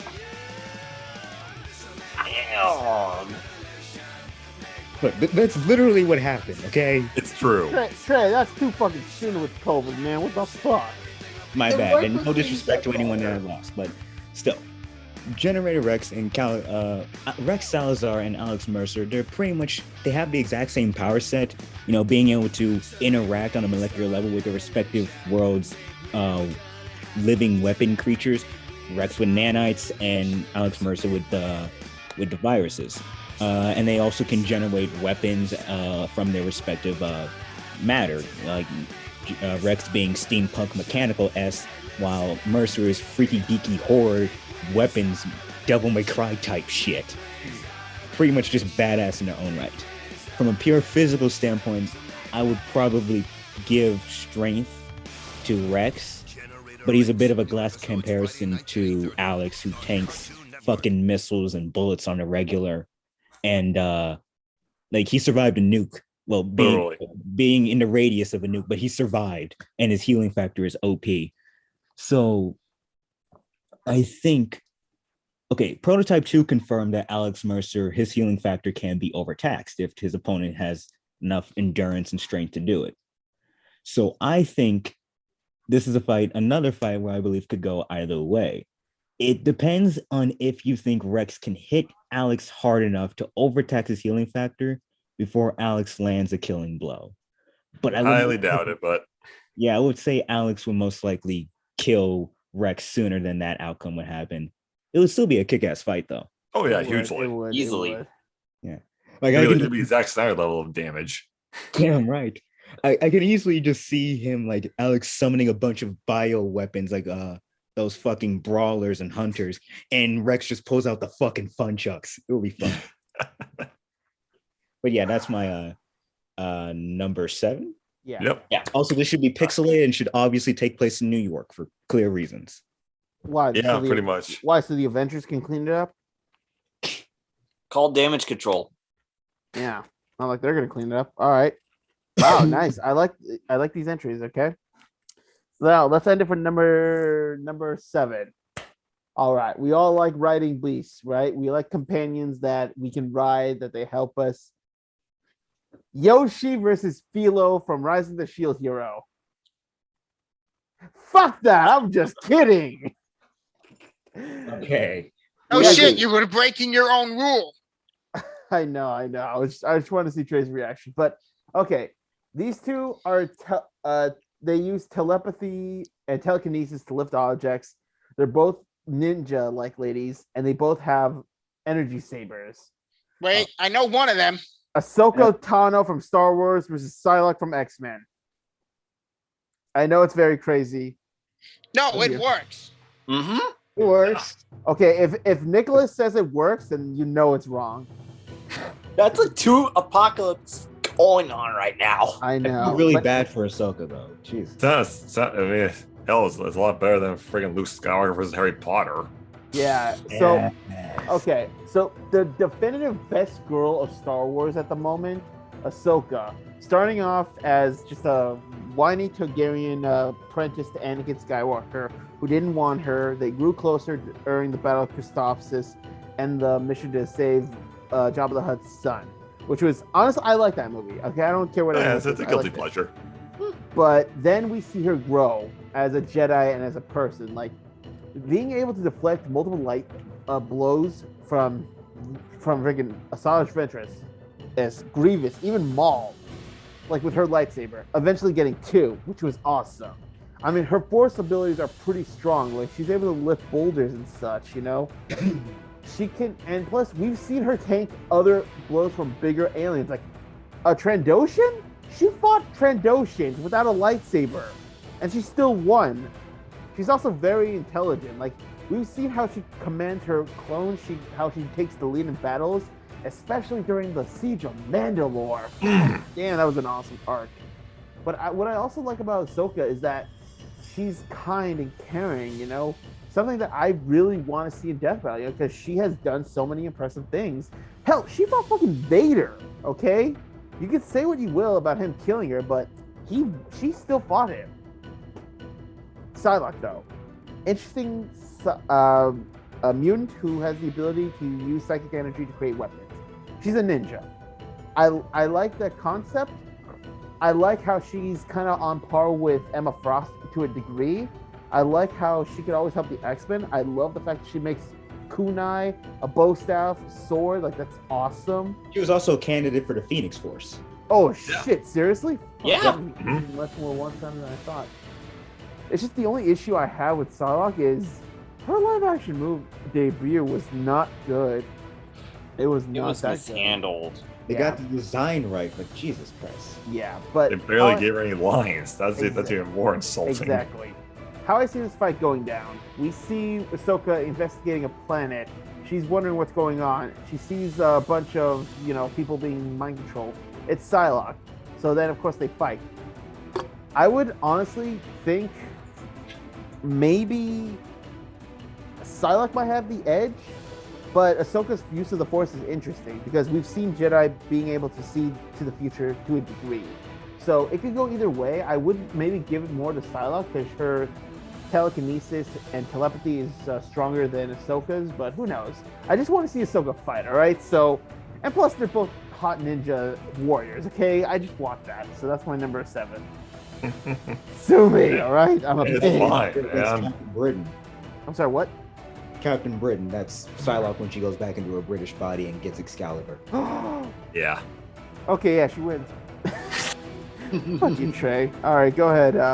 Brandon, go to your number 6, almost the halfway mark. All right. So number 6 for me, huh? Yeah. Water? Butter. Oh, fuck me. I know. Two water users that we know. Is it? Yeah, it's Juvia Loxer from Fairy Tale versus Noelle Silver from Black Clover. Hey, what are you, Trey? What do you do? Is this anger? No, it's just I love Julia so much. Why do you guys don't? It makes more sense than with Katara, man. No, Yeah, no, it more makes sense. No, it makes sense. I'm just saying, like, Julia's like Gray's Trey, moves Trey, are Trey, fine. you have no fucking room to talk when one of your future entries kills a waifu, okay? You have no room to talk. You'll see, guys. You'll see. But continue, please, Brandon. Anyways, yeah, this one is basically what we think of. 2 magic-based water users from 2 respective series. I mean, Noelle Silver from Black Clover. Yes, she is my waifu best girl that we know of. I mean, to be honest, raised in a royalty family, but is treated like she's oh yeah, Noelle, oh yeah, I didn't even know you were here. Just like, I don't know what it is about royalty with families and some of their daughters is like they forget they're even there or they just use them for something. I was like, I don't know what the deal was, but it's when she gets found out by the Black Foals and Asta basically compliments her for the first time of her life that her water magic is actually really unique. It is actually really good. Granted, though, she can't really control it, so that's probably one fault she has in this fight. Yeah. She has to have a wand to use it, and without it, it kind of goes all over the place, especially in the beach when it hits Magna in the balls. Oh, that was hilarious. Magna's though. ball. Oh, that was hilarious. God But- damn, she grows fast. Dear God, she does. I mean, first off, phase 1 with her Aqua Valkyrie armor. Basically, a full-on, mirror image of her mother. That was so nice and cool. Then you go up to phase 2, and it's a freaking, Aqua Valkyrie mermaid. I was like, Became the the Little fuck? Mermaid, yay! I was like, the fuck? But then with the manga, my God, what the hell? It's I This was more satisfying than how got that upgrade. it's Okay, water spirits. not a high bar to reach there, Nate. You know that. I know, but I'm just speaking to facts. Yes, but Juvia definitely probably what gives her the edge in this fight is definitely how I'm pretty sure if I remember correctly in Fairy Tail, her body is more water than it is anything else she says. Her body's made of water, so she can actually move better Yeah, in water than it. Yeah, she I can think- become intangible and phase through attacks and shit, depending on their element. most attacks. Yeah, so I feel that she's very versatile. I mean, for the first time we saw her, it was like, holy crap, this chick is strong. There's a reason why she's an S-class mage of Phantom Lord. She Oh, honestly yes. would have beaten Gray if she didn't get love struck. That's my opinion. Easily. Well, it's just like, well, if Gray could keep his goddamn shirt on, maybe that wouldn't have happened. But I digress, because that will never happen. It's just Juvia has so much, like, she can use water in any means that she can. I mean, use it for like attacks with water with water spikes, water pulvation. Just holy crap, this is actually pretty damn good, like both for attack and defense. Granted, though, it's like she kind of needs to have another source of water to kind of keep that going, which Noelle can do if she can't control it. But Noelle has that training and also has been blessed with this kind of power from her mother, but also has grown this much in the manga for so much time. Juvia kind of started out like that, like a lot of Fairy Tail characters did grow just a tiny bit, a little bit, but they kind of flatline like the rest of the series because Hiramashima can't write a fucking ending to save his life. But in all it was started, I have a funny thing how this fight would start. Like Noelle is just sitting around, just waiting for Asta, and sees a poster of a wanted poster, like possibly of like looking for Gray. I'm like, who's this guy?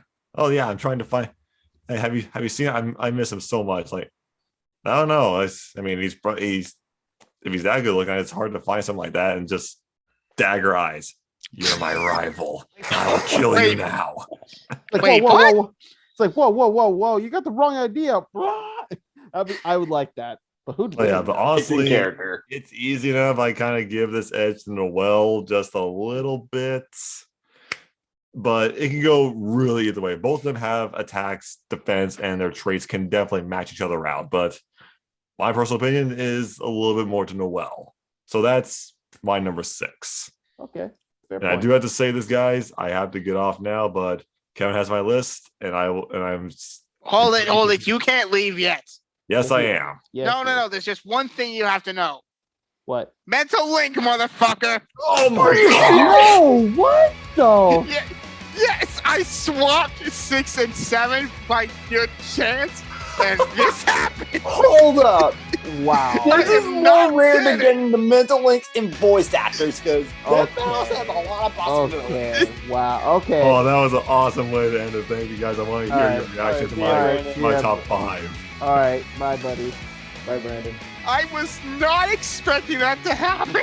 Yeah. No I had shit. to go early though. I had a housing one coming. All right. Do you guys want me to tell you his list real quick? Not now. Okay. Later. All right. Go ahead, Nicholas. There's really not much to add to this fight. This whole thing comes down to two major questions. Who is going to run out of magic power first? True. And can Noelle hurt Juvia in water form? That is true. That's also a big factor. Because we know it can be done, but those attacks usually targeted her sensory, her senses, like Merida did. Yeah. It actual blades of targeted energy. So it's not impossible. I'm just not sure Noelle has that ability to do it. True. But Yeah, also it also does come down to who has more power reserves. Yeah. Juvia did destroy a demon of Tartarus, so. Yeah. Noelle did beat Najitsu. Yeah, but at the same time, when you think about it, Noelle doesn't really have defense against water magic, while Juvia technically does have. Then and the well did have help with that. Yeah. Yeah. And also Juvia is more busty, so. Oh, I'm sorry. I had All to. right, next.